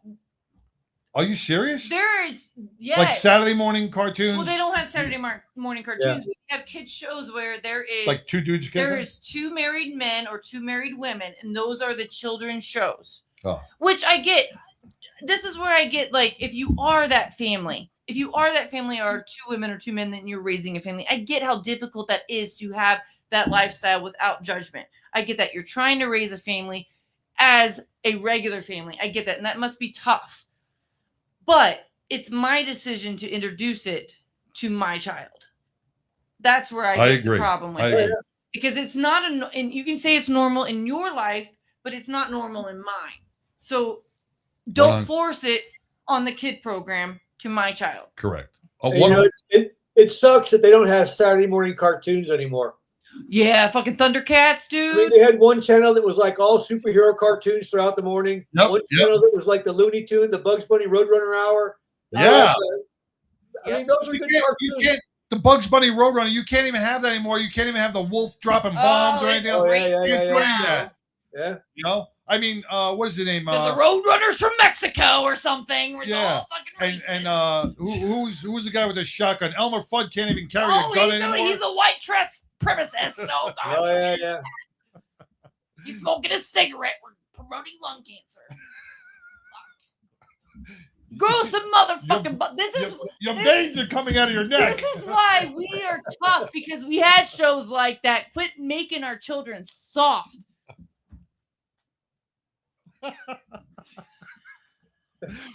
Well, once Somebody again- take over. Mongo. Want to thank you for getting her fired up. Get her fired up. Get her all fired up. Well, at least you're gonna get this all out before you're. Yeah. Mongo, once again, man, I want to thank you for everything again. Prayers again to the family. I heard there was a positive turn. Yeah, he after a few days, my stepfather got up in the morning, got himself dressed, got in his wheelchair, and wheeled down to the cafeteria for breakfast. Didn't talk to anybody. But that's amazing. Oh, I, Yeah, yeah. I mean, no, I but- was waiting for but- something else. But a day before, he was on morphine. He was unconscious. Yeah. And I mean, they and then all We of a just sudden had he this- did a miraculous 180. we just had similar. That's great. God bless, man. love I that. mean, is it still going? I mean, how is he today? As far as I know, his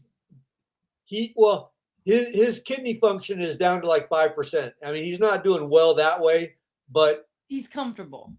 he's comfortable, and he's back to the point where, you know, he's lucid. He can carry a conversation. He may not know what he's talking about sometimes, but he still sees my mother and has conversations with her. And she's been dead for like 5 years. Oh my gosh, that's so. Because you know Springer's gonna be like, "Oh, Pitbull died." I'm dying before him. Who? He's Who? dying before me. I'm gonna. All right, him. we're gonna wrap it up, Mongo. Well, good luck with the new puppy and the puppy time you guys are having with Penelope. More prayers and blessings to your dad. And once again, thank you so much for taking the time to do the Mongolog. Get me all riled and up. getting her all riled up. I'd love to see her veins starting to pop out of her neck, man. She was like, I don't think I've ever seen her that riled up. You haven't catch me outside. Catch me outside. Catch me outside. What is this, Jerry Springer or Dr. Phil? Catch me outside. How about that? All right, brother. You have a blessed day, man, and we'll be talking to you soon. All right, we'll see y'all next week. All right. Adios. God bless. Man. I'm out of wine. Are you okay? Yeah. All right. Once again, I want to thank Chief Bob. I want to thank Aaron from the Morgan Township Fire Department with their upcoming car show here May 2nd. We got the Brotherhood for the Fallen right here in the DFW area. Brotherhood for the Fallen car show May 2nd as well. The crawfish boil this weekend at Roanoke Live. We have Don Graves' birthday coming up at Roanoke Live as well on May 2nd. Lots of great events. We got the MMIW ride this Saturday with the leaders. Be sure to be at Indian Motorcycle at 9:30 for registration. 11 o'clock kickstands up. Tune in for Radio for a Reason, the 99% Radio Network each and every week. You got something else? Well, I was just going to say, if you didn't catch any of that, you can follow us on Facebook. Yeah.